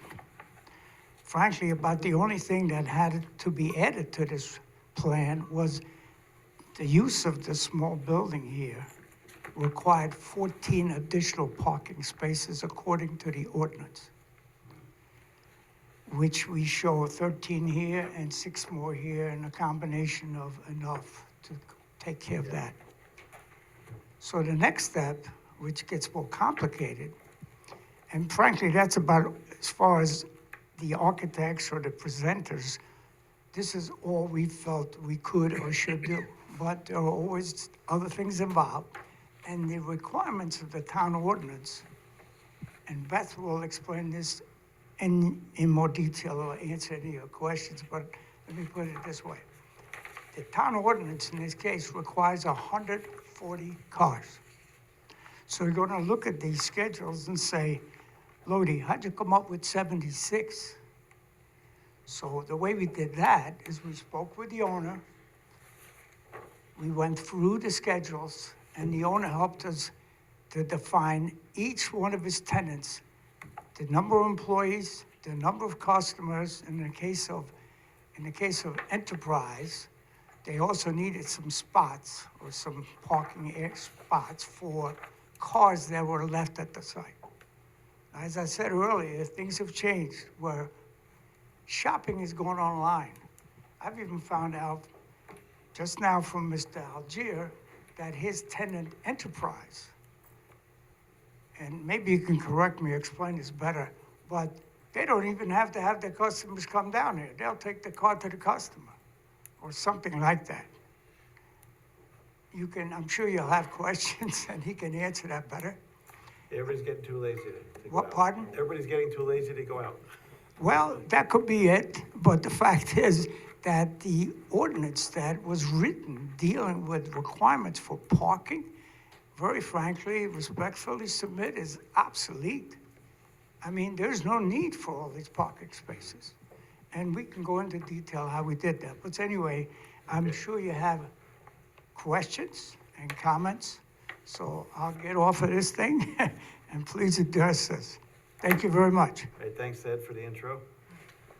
Do you have any further at this point? or- No, I can just answer any questions Okay. you guys have. I can go Great. through the parking schedule if you'd like as well. All right, we'll start with what Mike thinks Okay. going in for Kristen. Yeah, thank you, Ed, thank you, Beth. So yes, this is on for seeker, it's a type 2 action, so there's nothing to be done. It's on for site plan review and architectural review. Town board did grant the special use permit approval for the cannabis retail dispensary on July 2nd, 2025. And so this is the final step that would be required. We really have very few comments remaining. Actually, the work that they did on the parking schedule really helped clarify how the parking is being used on the site. It's complicated because there are so many different tenants, but we do feel that with the 76 spaces that they are needed, they're proposing 79 total, that will work. The remaining issues that we have are pretty minor, but yet still somewhat important. Lighting, we do need to understand a little bit more how the lighting is gonna work, make sure it's code compliant, but that can be handled later on. There was a question about, I think it came from the county, about whether there should be a walkway along the north side of this building from the parking spaces in the rear. That would conflict with at least the landscaping that's shown on the architectural plan, so I don't know if that's feasible or even if it makes sense, but we can ask them about that. And I did want to point out, I believe we received yesterday the license, right, with congratulations. So the state issued their license to Hudson Strands for this location. We have a copy of that now that was just emailed to us. So, again, not a lot left for planning. I don't know, engineering, took a look at this as well. All right. I think So you there's a lot there. think we could even consider conditional? I think a conditional would probably make sense. Obviously, we do need to open the public hearing, see if there's any public comments. But certainly, I think most of what's left could be handled as a conditional. I know with the type of business, there's already a lot of state regulations about the security and all those things that you have to follow by anyway, so. Let's, go ahead. Yeah, we had a couple minor comments that I agree that we could work out after a conditional approval. We're very comfortable with that as well. Just looking to confirm a couple things, like the new parking surface is paved, or if not, what is it? The lighting, as Mike mentioned, it seems that we should have some lighting towards the rear of the building where the new parking spaces are for pedestrian safety. But that was pretty much it. And just a little clarification that based on your narrative here, it's obvious what's being proposed, but maybe a little clarification on the plan with some revision clouds showing what's changing, or change in line types to show the shading of existing conditions versus proposed.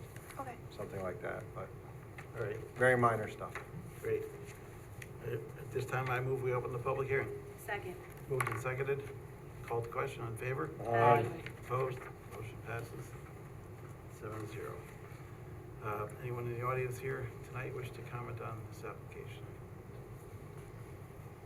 See any hands going up? Anyone on Zoom? Give people a chance on the Zoom, but Looks like mostly presenters at this yeah, I point. think so. So I move we close the public hearing. Second. Moved and seconded, all in favor? Aye. Opposed? Motion passes. Go around the board for comments. Start with Steve this time. No comment. Sharon? No comment. Rocco, anything? No comment. Nicole? Just quickly, I mean, ultimately, when we talk about lighting, we want it to be max 3,000 Kelvin, which I'm sure you guys know, but we just like to reiterate that. And then Carl kind of started talking about it, but ultimately, I'm sure you saw the note from the police department asking about a certain pixel on the cameras. Yes. So I'm sure. We'll comply with, we can come. Yeah. And we can and will comply with all those conditions. Okay. As Okay. long as you realize And just that for like safety purposes too. we just received that a day and a half ago. So Yeah. I think you understand that we couldn't be prepared for that Yeah. for this evening. Okay, yeah. No, just, that can be part of a conditional update. Yes. Anything else? No, that's it. All right. Sid? Question here. So these 12 parking spots, designated for vendors, right? I really don't see anything allocated for handicapped, any specific reason. Good question. So there's 5 handicap spaces on the site, which meets the 5% requirement. So 5% of 79 is 4. They usually want these spaces to be closer to. Yes, so the front of the building has a handicap and an access aisle, right? Yeah, I see there too, but on this side, any specific reason why you haven't allocated any handicapped? In the rear there isn't, because there's more in the front, and that's would be the closest to the front of the building. And I don't think they intend to have a rear entrance to the building. And the back is really No for no rear entrance. employees, right? Right. Yeah. Okay, so, Yeah, there's no rear entrance in this situation. Anything else? Okay, Peter? Let me look at my thing, I think we covered most of it. I guess to clarify the landscaping plan, what the rendering there shows some hedges and things versus what's there today, but make sure, when you come back, what exactly landscape you're filling out there. I'd like to address the county's comments about putting a concrete sidewalk in lieu of the grass area, which I respectfully submit isn't a good idea. I don't think we want Yeah, it either. we're not asking for that either, because the Okay. road is not that wide there, and Yeah. that would just. Thank you. And really, that's the only, landscaping that you would really have. I mean, you have a little bit in the front, but, I mean, most of that property, along with the other big, building, Yeah. it's all concrete, like, we Well, don't want more concrete. No, okay, good. Yeah. We all agree on that. Now, Yeah. what are you saying, Mr. Chairman, regarding that spot, that area? One of your renderings, picture shows some hedges there. Yes. And some hedges in front, so if that's what you're planning to plant, just clarify if that's what you're going to do. Well, when you if come you back. don't mind, we'll listen to some input from you. I'll tell you, my clients usually like to not spend any more money than they have to. So it's a nice grass area. Would you accept that? It's been that way all along. What's, other board members, you okay with just leaving it as grass, or do you want something extra there? Peter? I'm dying because we're talking about a grass area.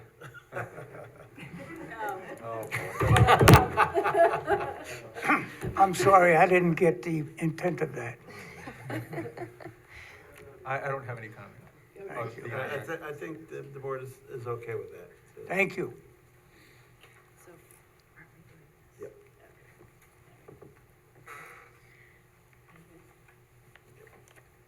I move the planning board hereby determine that Hudson Strands 1837 through 1839 South Road is a type 2 action per Part 617.5C18, requiring no further environmental review. Second. Moved and seconded. All in favor? Aye. Opposed? Motion passes.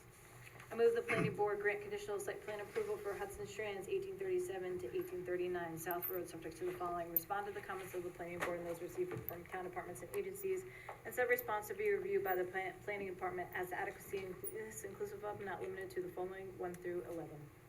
Second. Moved and seconded. All in favor for conditional? Aye. Opposed? Motion passes 7-0. And an architectural review. You had the building up earlier. Does anyone have any additional comments on the architecture? That's what you're planning to do, the angle thing? Yes. All right, then I move we accept architecture as presented. Second.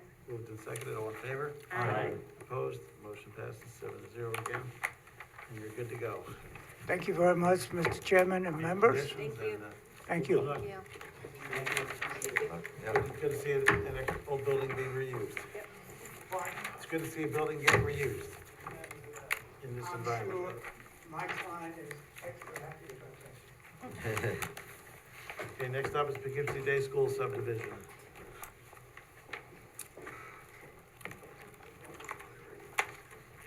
How are you?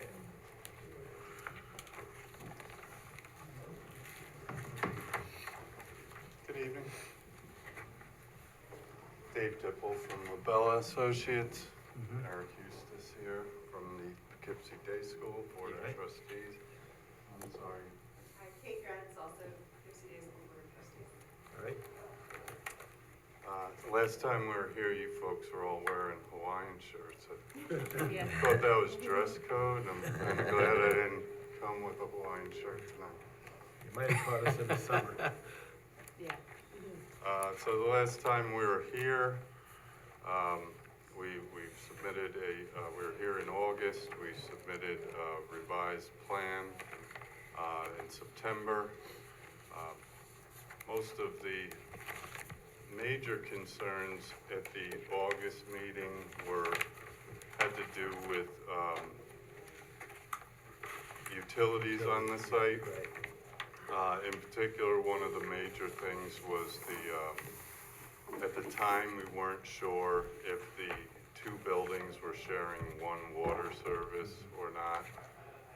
And if they were, that would have necessitated a transportation corporation. So we did an underground utility investigation out there since the last meeting. We traced the water lines. We found that at one point there was a shared water connection there, but at some point there was a disconnection. They cut the pipe, capped the pipe that was branching off from the main school building into the Kenyon house. They severed that connection there and installed a new water connection directly into the Kenyon house. That's great. So there's no concern about shared water facility on the site. We did, while we were out there investigating the water, we did some additional investigation to check for the sewer connections. We found that there's separate sewer connections for each building.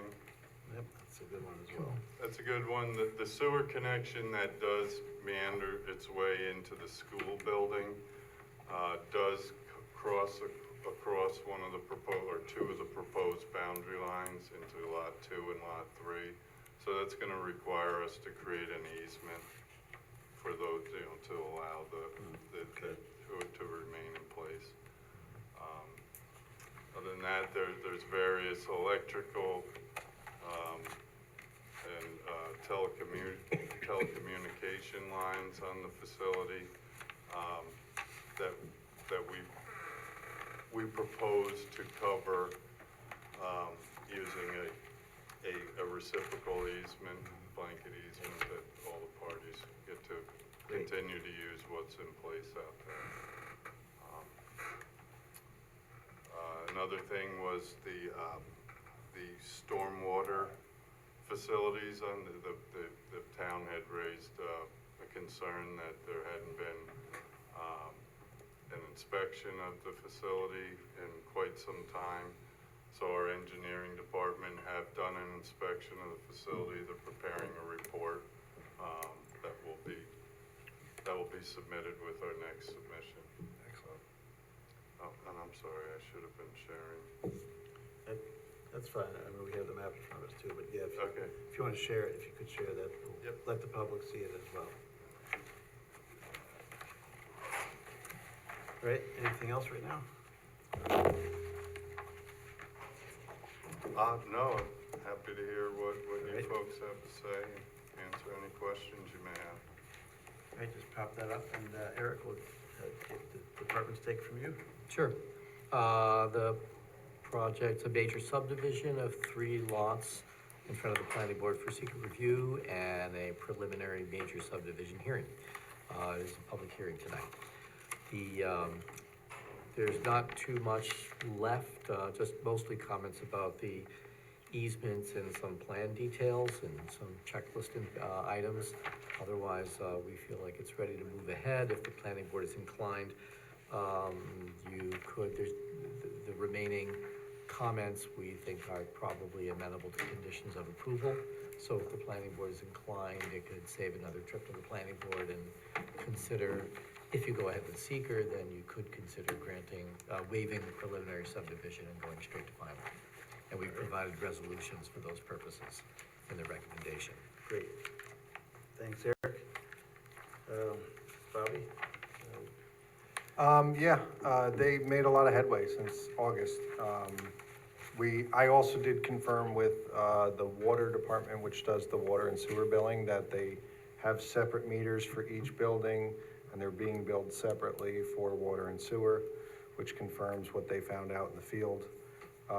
So the health department does require what do they call it? Non-realty Yeah, subdivision approval. And there's a little bit of a mistake, I believe, on the health department's comments about the transportation corporation issue. All that should be required is easements as described. Thank you for the narrative that was put together. It very well explained where all the utilities are and what's needed to proceed.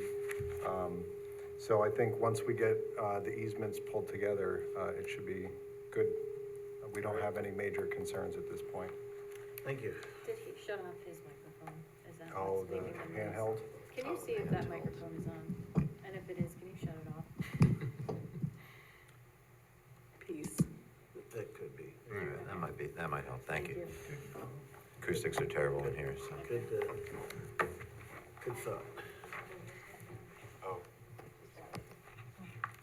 Anything that's pointing up at the speakers here tend to reverberate back as well. So, at this point, I move we open the public hearing. Second. Moved and seconded, all in favor? Aye. Opposed, motion passes. Anyone wish to comment on the Poughkeepsie Day School subdivision? No comment. Anyone on Zoom?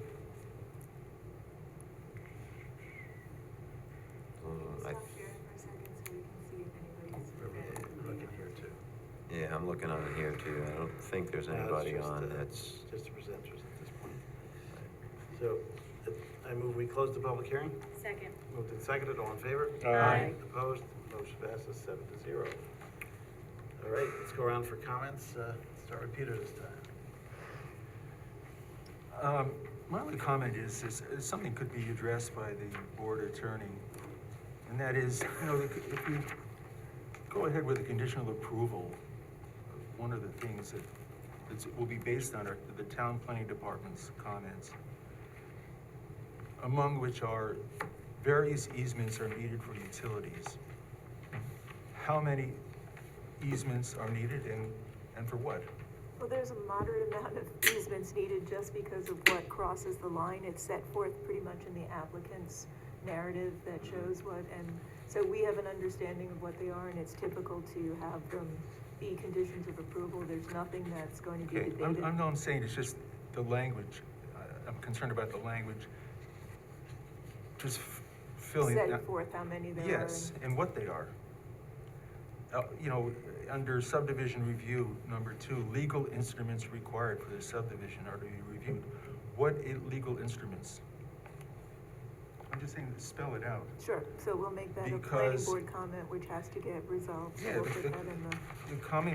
The planning department's comments are part of the conditional approval, and I just want to spell out exactly what they are. The ones that I noticed are listed in number 1. But it's unclear, for example, the whole transportation corporation thing was not entirely clear. So the legal instruments is a separate item to address any potential legal instruments that have not yet been identified. But the ones that I saw in the application are listed in number 1. Okay. Right, parking, stormwater, Yeah. irrigation, et cetera. The applicant mentioned that a stormwater water report is going to be submitted. We have not seen it, is that right? That's maintenance of the existing post-construction practices that are on site already. Okay, so we're okay with that? Yeah. Okay. Thanks. Great, thanks, Peter. Sid? No comments. You go to Steve? No comment. Sharon? No comment. Rocco? No comment. No. No, it's fairly straightforward as far as doing it. I'm glad all the utilities wound up being their own taps and whatnot, and that simplified the whole thing. Other than, as Peter pointed out, some legal agreements to deal with. Yep, we're gonna prepare some documents with some written descriptions for specifically identifying the location of the sewer and some of the drainage things, but then most of the parking, electric, electrical, yeah, stormwater, so, facilities. yeah, you'll have to work it out, deal with the easements. Okay. And, we'll, good to go.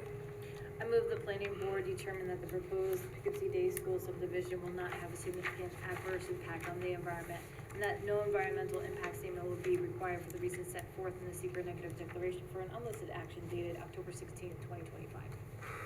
Second. Moved and seconded for seeker, all in favor? Aye. Opposed? Motion passes. I move the planning board waive preliminary major subdivision approval and grant conditional final major subdivision approval for the Poughkeepsie Day School subdivision subject to the following. Respond to the comments of the planning board and those received from town departments and agencies, and such responses to be reviewed by the planning department as adequacy and completeness inclusive of but not limited to the following 1 through 10. Second. Moved and seconded to grant conditional, all in favor? Aye. Opposed? Motion passes 7-0, you're good to go. Thank you very much. Thanks. Have a good evening. Appreciate it.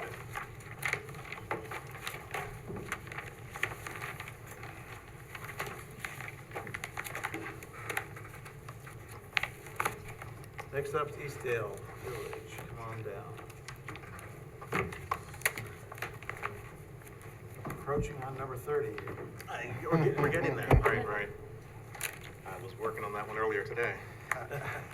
Don't toy with it. Uh-oh, I didn't think there's two. Oh. And I'm not kidding, by the way. Wishful right? thinking. I might lose the pool.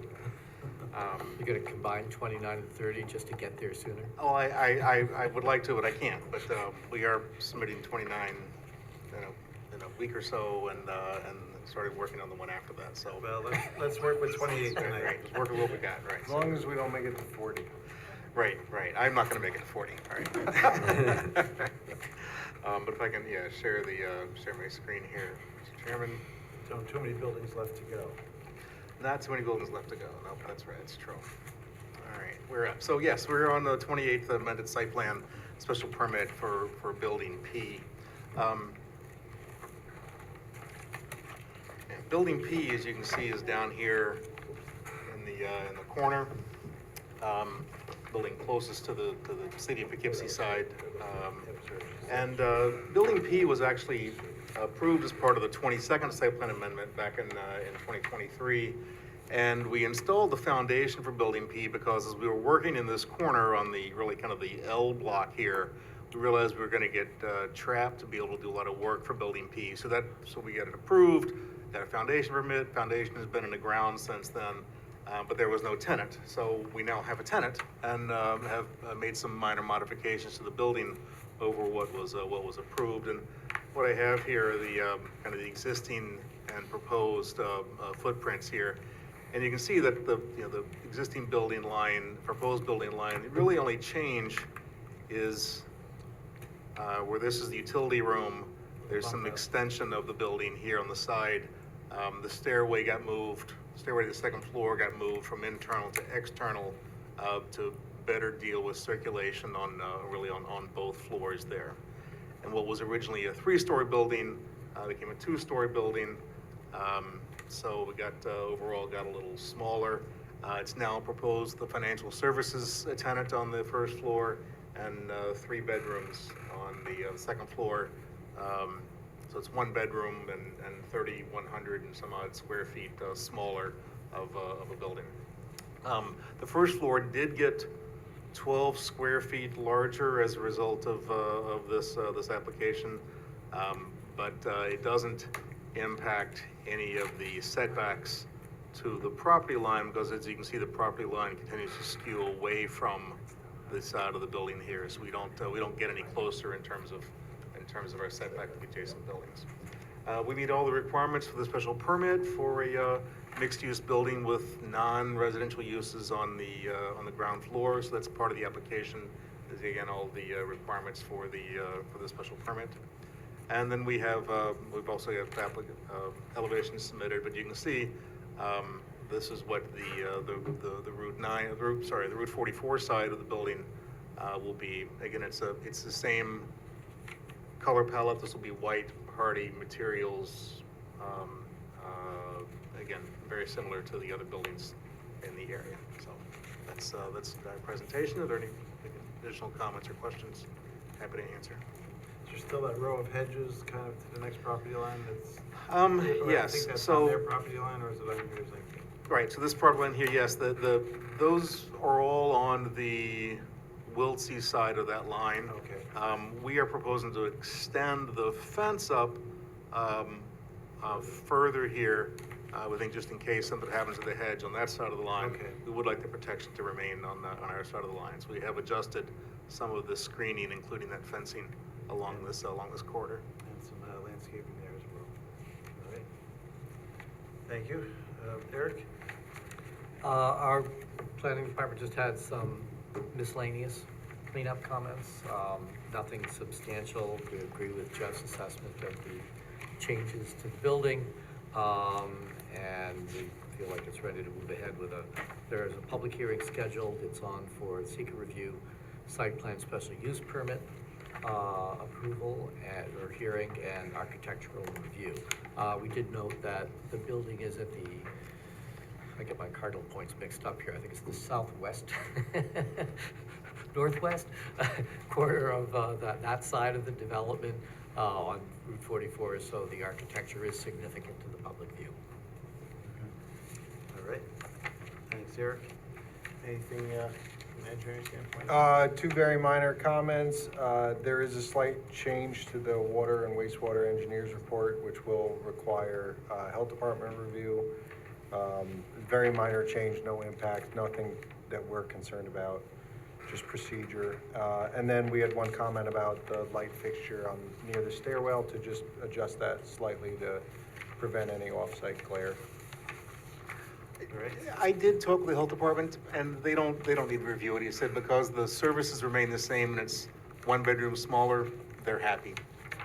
His comment said otherwise, but. His comments otherwise, I have an email to that effect, which I'll forward at the appropriate time. As long as you submit But that, just- that's yes, fine. Yes, yeah. that's, right.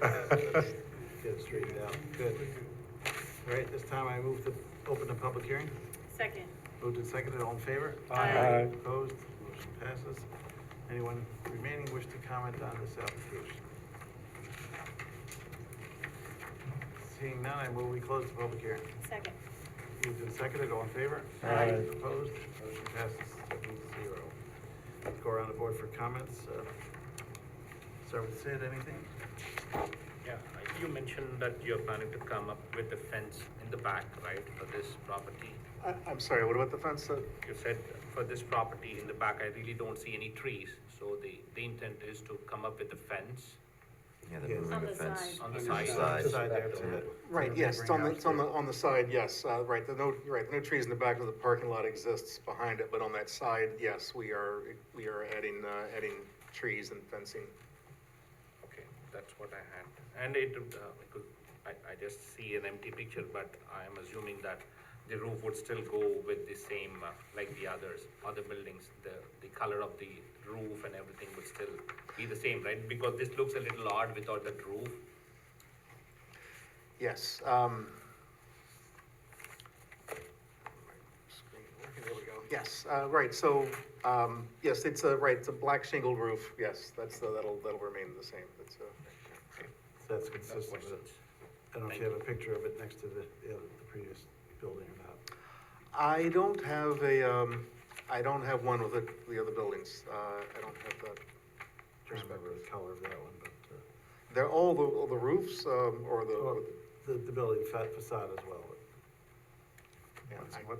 I should it's know. the pet, Pet yeah, grooming right. place. Poodle, Yeah. or, you know. Anyhow, we'll think about that when we get to architecture. Peter, anything? I think it's brilliant. I do. I mean, the color and the design provides such great counterpoint to the other buildings. You know, you further, you know, the goal of Eastdale, you know, by providing that type of structure. It's great. Thank you. No, I don't have any comments. Along. Nothing, looks good. Nothing. No comment. Yep, I mean, I think my only comment is reducing it down to 2 stories probably helps it blend in better with the next house next door versus having 3 stories, so I think that was a good thing. And enabled us to get a tenant, right? That's even better. Okay. So does this complete the southeast side completely now? Once this is, Yes, this was the last unoccupied building. Building at the corner is under construction, but not tenanted yet. I'm just saying nothing, yeah, no additional that you would come back for Right, that but yeah, southeast side. there's nothing left on this side. Well, congrats for that. Thanks. I move the planning board find that Eastdale Village application for the 28th amended site plan and special use permit involves incremental changes to the Eastdale Village project of negligible magnitude and scope, and that non-significant and consistent with the previous seeker findings adopted March 15th, 2018, and amended September 17th, 2020, as modified by the proposed Eastdale Village application received September 18th, 2025. Second. Moved and seconded for seeker. Call the question, all those in favor? Aye. Opposed? Motion passes 7-0. Move the planning board grant conditional amended site plan and special use permit approval for this application and direct the applicant to respond in writing to comments of the planning board and those received from town departments and agencies, and said responses to be reviewed by the planning department as adequacy and completeness inclusive of, but not limited to, the following 1 through 7. Second. Moved and seconded for conditional, all in favor? Aye. Opposed? Motion passes 7-0 again. And architecture, any last architecture comments on this one? He's already shown it a couple times, let's see it from the different Where's the sides here. HVAC on this building? Just, Because it's residential, we're not, we have ground mounted, not not on the roof here, yeah. So it'll be a hedge around it or something? Yeah, or- yeah. Okay. All right, go ahead and display. your Sure. architecture. So this is the, starting with the get my bearings right here, right? So yes, this is the parking lot side. This is really kind of what'll be the main entrance because the parking is back there. But we've got the hardy siding, with the horizontal clapboard, same roof line with the architectural black shingles, glass, and again, the white trim. It's all the hardy white. I have a light package tonight. It's all, it's all the Arctic white, hardy material, on the building. There will be signage. You can see the, kind of these gooseneck lights. There will be signage on this band here, identifying the user in the front door. Okay. As you move to this is the side where there's that slip-in ramp coming off of 44. So this is that driveway side. I'm sorry, no, that's not true. This is the other side, because this has this is the residential entry. This is the side of the building next to the Wiltsey property. And you have the vertical siding, and then it steps back, and then steps back again, for the clapboard siding. Again, the same hardy materials, same roof, same windows. This is the 44 side, which we were looking at before. Again, sign band here below these lighting fixtures, and you can see as the building steps away from Route 44. And this is the driveway side with second entrance to the building, and this is all the horizontal clapboard siding. All right. And just to clarify, the street view shows the pampered pooch is kind of a grayish. Okay. I was thinking it was kind of a yellowish there. I can't remember, maybe that's the next one over. Then the next one over is, Okay. kind of a tan yellowish, and then come back to some white as you go along, so. Well, it looks like it'll blend in to me. Any Yeah. other architectural comments? I move we accept architecture as presented. Second. Moved and seconded, all in favor? Aye. Opposed, motion passes 7-0. You're good for number 28. Thank you. Thank you all. We'll see you in a couple weeks for 29. Thank you. You could really mess with Giovanni one time and just say, send it back. Right? Send it back, right. Right, he would not sleep that night. No, I know. Well, this one stinks. Thank you. Yeah, Oh, he's done a Jeff, good- you're still sharing your screen. Yeah, he's done a great job overall there.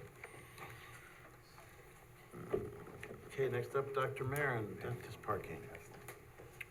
Come on down. Beat me to it.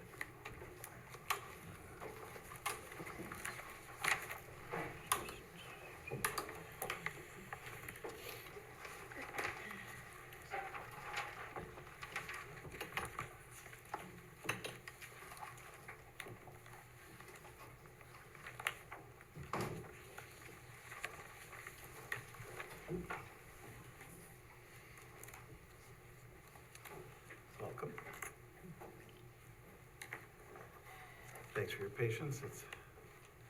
Some of these meetings get long. All right. Full disclosure, I go to Dr. Mayer as a dentist on occasion, although not as often as I should be, I'm sure. Good evening, everyone. My name is Joe Protzek. I'm here representing Dr. Fred Marion on behalf of Cummings Engineering. Our project proposal is to demolish an existing two-story wood frame residential building on 537 Haight Avenue. In addition to that, we want to merge the two parcels together with 541 Haight Avenue, which is where Dr. Marion's current dental practice is located. And once the building is demolished, we want to also expand the existing parking area to include 6 additional spaces. The reason for doing this is currently previously Dr. Marion had arrangements with local property owners to share parking. But those arrangements are no longer in place, so he is looking to expand his parking lot in order to provide for his business. And off-street parking isn't really much of an option in this area. He's right on the arterial. I looked around too. There's not much in the immediate area where it would make sense for people to park to access his business. In addition to that, the existing residential building, both the upper unit and the lower unit are in pretty poor condition from previous tenants. There's severe pet damage, smoking damage, stuff like that. In addition to that, there's a lot of foundation damage and roof damage as well, and excessive amounts of previous roofing layers on top of the roof that would need to be replaced. So he's looking to demolish the building instead of rehabbing it, which wouldn't be financially viable. All right. Thanks for your presentation, and go to Mike, substitute. All right, Kristen here. subbing in for Kristen. All right, thank you for the concise presentation. There's not that much to this. It is an unlisted action for seeker purposes, and we would propose that it be reviewed as an uncoordinated review. There is a draft negative declaration in your packet to take a look at. It's also on for site plan review. We don't have a lot of questions about the site plan. You did mention, I believe it was, that you said there were 6 spaces. I believe it's 5, right? That, Oh, is it 5? Yeah, it's 5. That's okay. Yep, so just for the record, it's 5. You mentioned that the parcels will be merged, which makes this acceptable from a zoning perspective. The one, I think, thing that we did want to focus on a little bit, which can be handled as a condition of approval, would be the lighting. Just making sure that the lighting fixtures are shielded to reduce glare. And that was really it. So for tonight, we're going to be opening the public hearing, taking any comments, if there are any, potentially closing the hearing, and staff is recommending that we could do the neg deck for seeker purposes and adopt a resolution of conditional site plan approval. I should point out the county, in the referral to the county, did recommend the denial of this application. They pointed to some of the language in our comprehensive plan and elsewhere, that really focuses on the Arlington Town Center District more broadly. I will respectfully disagree with their recommendation in the sense that, this area, as you point out, there really does provide very few opportunities for shared and or on-street parking. You have the state DOT on the arterial, you have Fairmont, which doesn't allow on-street parking, and it's just not. Hotel across the street. Yeah, it's just not an area that really, of Arlington, that fits very well. And so, given the fact that the parking arrangement that you previously had has been lost, I think there is reason to consider the denial that they gave us, but then respectfully disagree. We would need a supermajority vote to do that, so 5 yay votes would be necessary in order to approve this against their recommendation. No, it's 4 plus 1, so it's 5. Yeah, 4 is a majority, 5, yep. Yep. Thanks, Mike. Yep. Anything, Yeah, one thing I'll touch on, there was a request for a waiver on the erosion sediment control plan, which we would recommend not allowing. There is going to be some soil activity with the demolition of the house and then filling that foundation in. It's not overly complicated. I don't think, it would be a fairly simple plan they would have to put together with some erosion protections, just some clarification on if they'll be storing soil on site or immediately backfilling with it. And we'd like to see some protections put in place to ensure that there's no off-site tracking of sediment or any concerns on not that. to wash out onto the arterial. Right, It's a busy especially road. being a Busy state road, a yeah. very, very busy state road, so. Okay. Just a couple things to iron out there.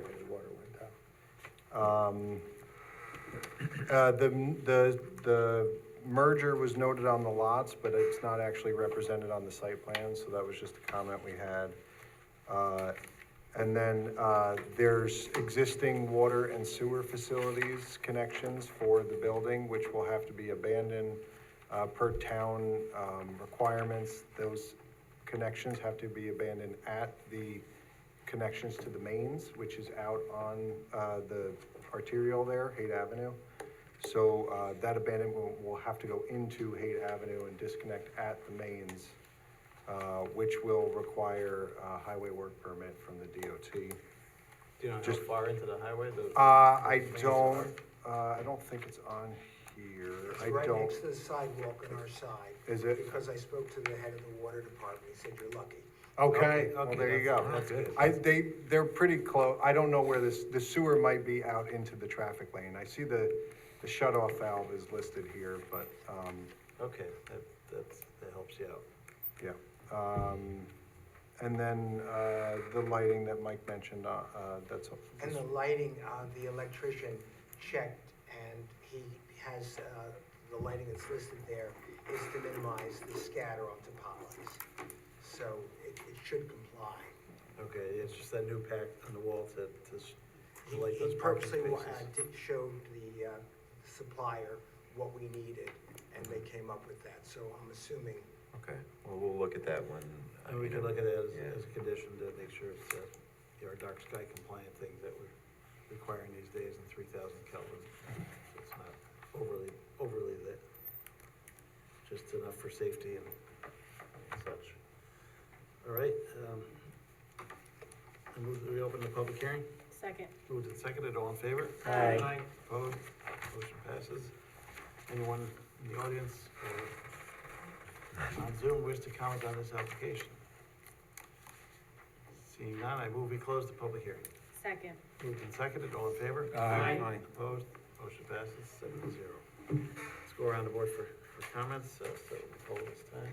I really don't have any comments on this. No comment. None. No comment. Sid?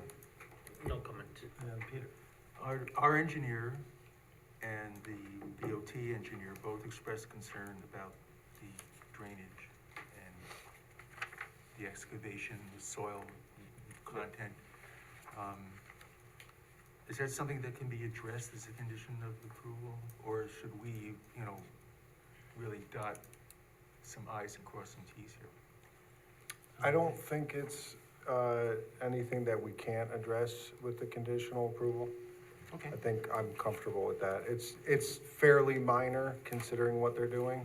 There's no grading involved, they're matching existing grades.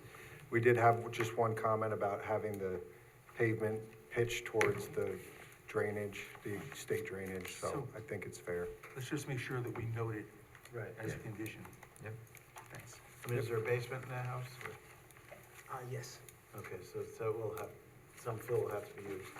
and I believe it's gonna be done within like 3 days. I don't think there's gonna be stuff stored there, because, we need the parking for our. Well, right, you don't have the extra room, right? You know, I don't see any long-term storage. I think they'll probably just bring the trucks and dump them as they go, compact them. Yep. Yeah, I know the parking is tight when I go there for a visit. So I'm glad I have a small car. All right, Okay. I move the planning board hereby determine that Dr. Marin dentist parking 537 and 541 Hay Avenue would not have a significant adverse impact on the environment, and that no environmental impact statement will be required for those reasons set forth in the seeker negative declaration for an unlisted action dated October 16th, 2025.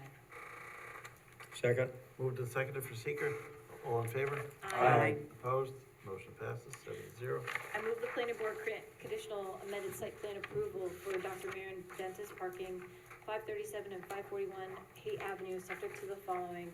Respond to the comments of the planning board and those received from town departments and agencies, and said response to be reviewed by the planning department as to adequacy and completeness inclusive of but not limited to the following 1 through 11. With 11 meaning, with 11 including addressing the ENS erosion control issues. Any other, all right? Second. Moved and seconded. All in favor? Aye. Opposed? Motion passes 7-0. You're good to go. Thank you. Thank you. Thanks for hanging in here. Have a good night. We're not done. No, there's one That's more. Springside, oh, we got a few more. Springside Avenue. We've had some 7-hour meetings on occasion, so luckily not recently. Thank God this isn't it. Yeah, that's yours. 21 Springside Avenue. Been waiting patiently here.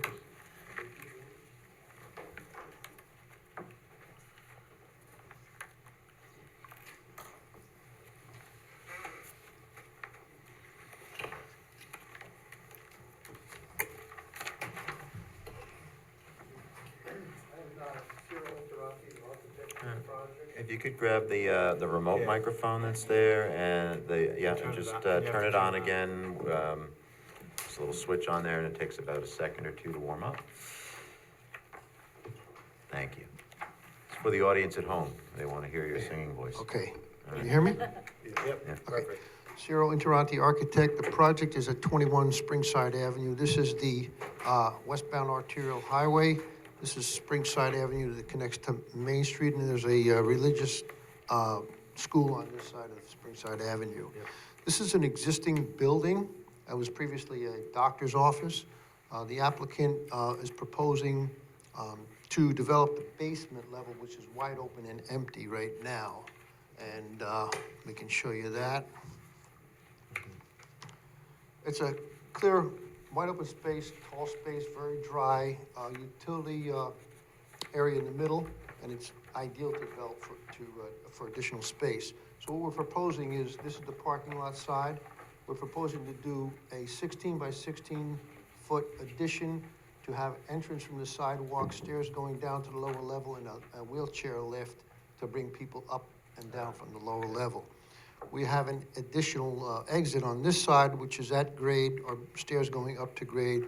We're showing an enclosure there now, which is this, but we may decide to eliminate that, since it's only gonna be used for emergency, for exit purposes. This is the addition, which will become the main entrance into the building from the basement level, or to the basement level. The existing entrance to the top floor is here, and we're not proposing to change anything on the top floor or proposing to make any changes to the entrance into the front of the building, which is the existing entrance now. So this will be a separate construction identified to go to the lower level. We're not proposing to change anything on the parking. The parking shows, we calculated that it was required to have 18 cars. There are currently 21. We're eliminating 2 spaces to build this addition, and we end up with one extra space. We're proposing, the only parking changes that we're proposing is to develop this dumpster area, but we may have some discussion with the planning staff on that. We're not proposing to change any of the lighting or any of the drainage structures that are used in the parking lot now, since we're not increasing the impervious area that much. Is this the same doctor that's just expanded? No, it's or- different. He moved out, sold the building. These are new owners. New orders and just, okay. yes. Will it all be one practice, or is it two, or a different practice? They're proposing to occupy themselves. It's two lawyers and an accountant, Okay. all in the same Not family, even doctors anymore, okay. not doctors anymore. All right. Thank you for the presentation. Mike? Okay. Yep, so this is on for seeker review, site plan review, and architectural review. For seeker purposes, it is a type 2 action, and so doesn't require any further review. I mean, the explanation was helpful tonight. I think there's really just a bit of cleanup to be done on the site plan at this point. You know, we had some questions about the refuse enclosure. There was a comment from the building department about the need for potentially a sidewalk from the emergency exit in the rear, or I guess the lower level. That needs to be addressed. Some just, you know, again, some cleanup that needs to happen in order to get a complete site plan submission. But none of those things, you know, I think are gonna be overly difficult. What I would suggest is that we meet with the applicant before their next submittal, so that, you know, next time we're here, we get everything wrapped up and we'll be good to go. And I think that's very, very possible. That's helpful often. Yeah. In the meantime, I read through the comments. I didn't have a chance to work on them, but we'd like to work with the planning staff to resolve some of these, you know, Yeah, most of these comments if we possibly That's can. what we're suggesting, yeah. So, Okay. you know, obviously it's on for a public hearing tonight, so, you know, we'll see if there's any comments. You know, we're suggesting that we adjourn the hearing. I don't know that. We have another week before this? We have another week before the next submittal deadline. The submittal deadline is October 27th, so I don't know if that gives enough time. Kristen is not here until Wednesday of next week, so we might want to just, if. Well, we can, you know, adjourn it again if it doesn't work out. We could do that, yeah, we could do that. So we need to make our revisions and make the submission by the 27th. Unless you want to wait till the December meeting. That would be for the November meeting. If you want to wait till the December meeting, then we have a lot more time. And that's, I'll talk to the applicants and find out what they want to do, but I think we can make that deadline for the 27th. all right, just want to make sure that we have time to meet before then. It doesn't leave us a lot of time to organize a meeting and then for you to make changes. That would be the concern. Okay. Yeah. And you can always have it, something conditional if it's a minor at the end. Right. All right, sounds like a plan. Bobby, I don't know if you had anything else. A couple minor comments. It seems the rear exit, seems like a walking path should be provided for that, for pedestrian access. And then the refuse enclosure location, just not sure it's gonna work without seeing, like a truck turning pattern. It seems like it's a little tight to that front entrance there. I'm not sure where would be a better place to put it without affecting the parking too bad, but it's definitely something we could try and sort out. Would I'm not refuse, sure, would planning on refuse, just rollouts or? yeah, I was just gonna ask. Actually, that is something we discussed, right? Yeah. Yeah, we need to know that. If Okay. it's just a rollout, it's a lot simpler. Yeah, they won't be generating a lot of, Right, you know, so refuse. if they don't waste. need the dumpster, then we just need an enclosure. We just need to know where the rollouts will be kept, Right. right? Yeah. Understand. Can I ask you a question? Sure. Oftentimes lawyers and accountants won't even dump majority of their paperwork. They'll actually have companies like Shred Shred It them, yeah. come, Mm-hmm. take all of their papers and shred them properly so that no legal documents end up in the garbage cans. So I'm just wondering if they're accountants and lawyers, how much garbage are they even going to have? Because they probably will have a service like Shred It come to them. Yeah, I agree. It's just, like I said, it's a father, a son, and the wife, and Yeah, it's a so if you don't family need to have operation. You know, a truck kind of trying to maneuver in there and pick something up, that's It much might just be better. like a bin. Just a roll-out bin like Yeah. normal. Right. Okay. All right, thank you. Let's see, anything else, Bobby? Nope, that was That's it. And I noticed there is a new sidewalk along there already, so I don't know whether some kind of gravel path or whatever to that. Well, to the parking lot, I think would probably be more. Yeah, that's what I was Yeah. thinking. Okay, whatever you. All right, let's, Open the public hearing. open the public hearing then. I move we open the public hearing. Second. Moved and seconded. All in favor? Aye. Opposed? Motion passes 7-0. Anyone wish to comment on this application in the audience? Chirp, chirp. Let's see. On Zoom? On Zoom, does not appear to be, so I move we adjourn the public hearing to November 20th, 2025. Second. Moved and seconded. All in favor? Aye. Opposed? Motion passes again. Let's go around the board for comments again. Peter? This is what they call build to suit. Very funny. It's a nice improvement. Lawyers. Say that again? No comments. Nicole? I just had a couple of questions, but you might have all these questions for me next time. I was just looking for, like, where you truck the snow off? Or where's the snow storage on this property? Okay, well, we could address that. Okay, and then any lighting or landscaping that you guys might do? We can address that also. Okay, all right. And, Nothing further. all right, Sharon? Nothing. No comment. No accounting comments? Okay. All right, let's move forward then. I move the planning board defer further action on this application and direct the applicant to respond to comments in writing of the planning board and those received from town departments and agencies, included but not limited to the following, 1 through 11. Second. Moved and seconded. Talk to question. All in favor? Aye. Opposed? Motion passes 7-0. Good to go for now, and as we said, try to get the planning department with Kristen next week. Okay, thank you.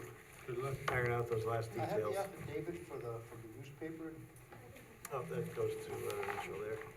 Thanks. Thank you. Thank you.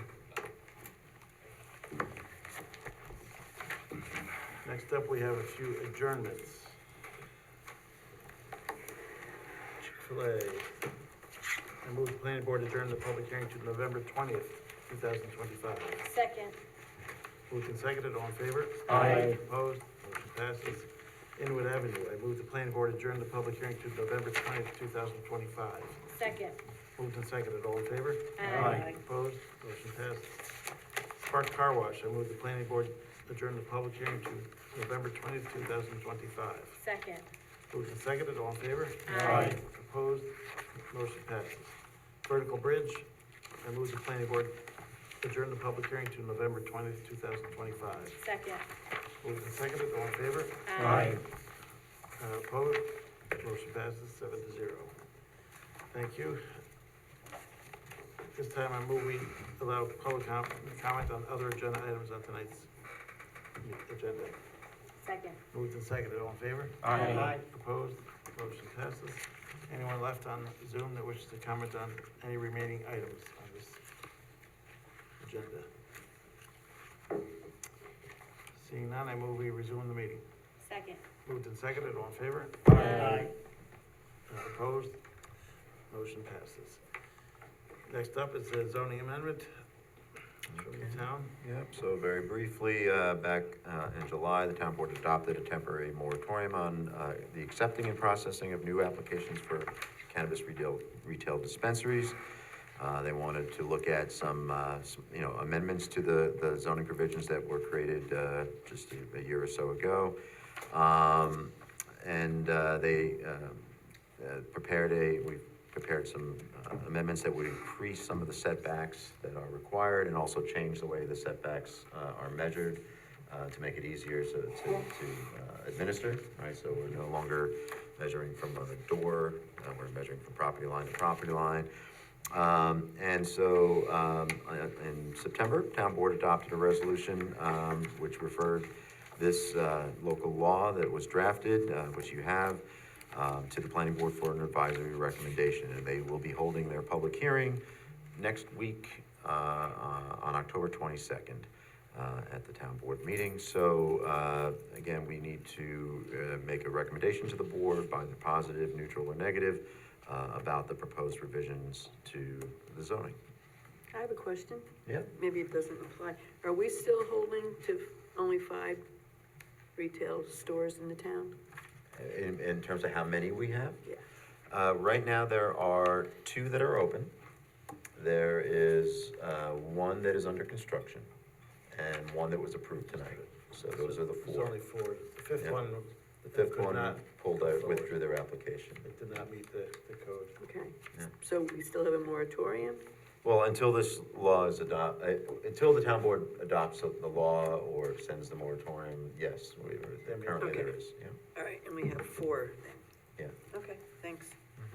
So I guess they could remove the moratorium once they amend the law. That would be the idea, yes, yeah. And then, They would do that see if they together. get additional. So, can you just clarify again, what additional restrictions this is on? Yes, so and Lisa, you can jump in at any point if you'd like to, since you also wrote this. The basic thing, one of the key things it does is change how we measure distances between these. So where it currently measures from door to property line, which is really hard to determine, because is it an emergency door? Is it the actual property? And we don't always have things in the town where we can tell where the door is, so it's not readily easy to determine whether something is within the required separation distance or not. So what we've done is slightly go beyond what the state, because the state was also doing the door to property line, but we've just gone property line to make the administration so much easier. Okay, So that's one of the things. so that gives it a little, The other addition, I think, that wasn't there before is the separation distance between retail dispensaries, which is the same as for tobacco stores. But the board wanted to have at least some separation between them, so. and you have separations, 500 feet from a school, from an elementary school or a daycare. Yeah. And those essentially mimic the state regulations. Okay. As well as 500, so now it'll be 500 feet from an existing line, it has to be from the property line. Right, So it could be a little bit more restrictive, but not too much more. right. Okay. Any discussion from board members on this? What should we convey, neutral, positive? I think we should go with the I'm good with neutral. neutral on this one. Bob, did you have something to say? Nope. No. Okay. All right. Just good night, thank you. Thanks for listening, and Bob is our alternate. Maybe neutral, I mean, Yeah, what do we think? I think Neutral? it's up to the town board what they're Neutral's doing, so I'm Yeah. okay with neutral on this. Okay. Okay. Do you want me to read it? Go ahead. Okay. I move the planning board convey a neutral recommendation to the town board regarding adaptation of the proposed local law to amend chapter 210 entitled zoning to revise the setback provisions for cannabis retail dispensaries. Second? Moved and seconded. Call the question, all in favor? Aye. Opposed? Motion passes 7-0. All right, we've got a couple of, you want to go ahead with Sure. time extensions? Yep, Beacon Residential at 297 Violet Avenue. I move that the planning board grant one 90-day time extension for site plan approval from October 17th, 2025 forward to January 15th, 2026. Second. Moved and seconded, all in favor? Aye. Opposed? Motion passes. Habitat for Humanity is next. Habitat for Humanity subdivision Sunset Avenue. I move that the planning board grant one 90-day time extension of conditional final subdivision approval from November 17th, 2025 forward to February 15th, 2025. Second. Moved and seconded, all in favor? 2026, Opposed? shouldn't that say 26? Yes, it should. Okay, I'm Correct, sorry. correct, that of February To 15th. February Forward. 15th, 2026. Good catch. We don't have a time issue. Okay, Yeah, I'll let's take not go back. yeah, not backwards. All right, moved and seconded, all in favor? Aye. Opposed? Motion passes. Metro Roofing Supply on Salt Point Turnpike. Metro Roofing Supply, 100 Salt Point Turnpike. I move the planning board grant 2 90-day time extensions for the Metro Roofing Supply, 100 Salt Point Turnpike, moving the current approval expiration date from November 21st, 2025 to May 20th, 2026. Second. Moved and seconded, all in favor? Aye. Opposed, motion passes for that one as well. Thank you.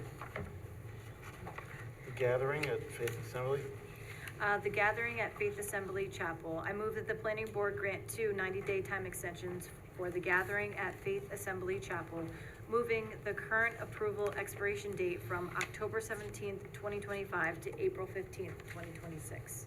Second. moved and seconded, all in favor? Aye. Opposed, motion passes again, 7-0. Peterson fill permit. Let's see, any discussion of this one? All right, Okay. Peterson fill permit. I move that the planning board grant a 90-day year time extension of major Whoops, land. that's incorrect, sorry, that should be 90-day, cross out year. Okay. I move that the planning board grant a 90-day extension of majored land contour permit and aquatic resource permit approval from October 24th, 2025 forward to January 2022, 2026. And direct the applicant to complete and close out all conditions of the approval as soon as possible. Second. any additional comments on that one, Eric? Nope. Okay. Call to question, all in favor? Aye. Opposed, motion passes 7-0. All right, any other business the board wants to bring forward? Just, I was a little disappointed that an optometrist was not taking that property at Springside Avenue. It would have been a great site for sore eyes. But And with that, With that, any motions? yes, I motion to terminate tonight's meeting. Second. Moved and seconded, all in favor? Aye. Opposed? No opposition. Seeing none. all Good night, right, everyone. have a good night. Good night. Maybe. Is it cold tonight? Thanks, Bob. Good night, everyone. Have a good night. night. Is it?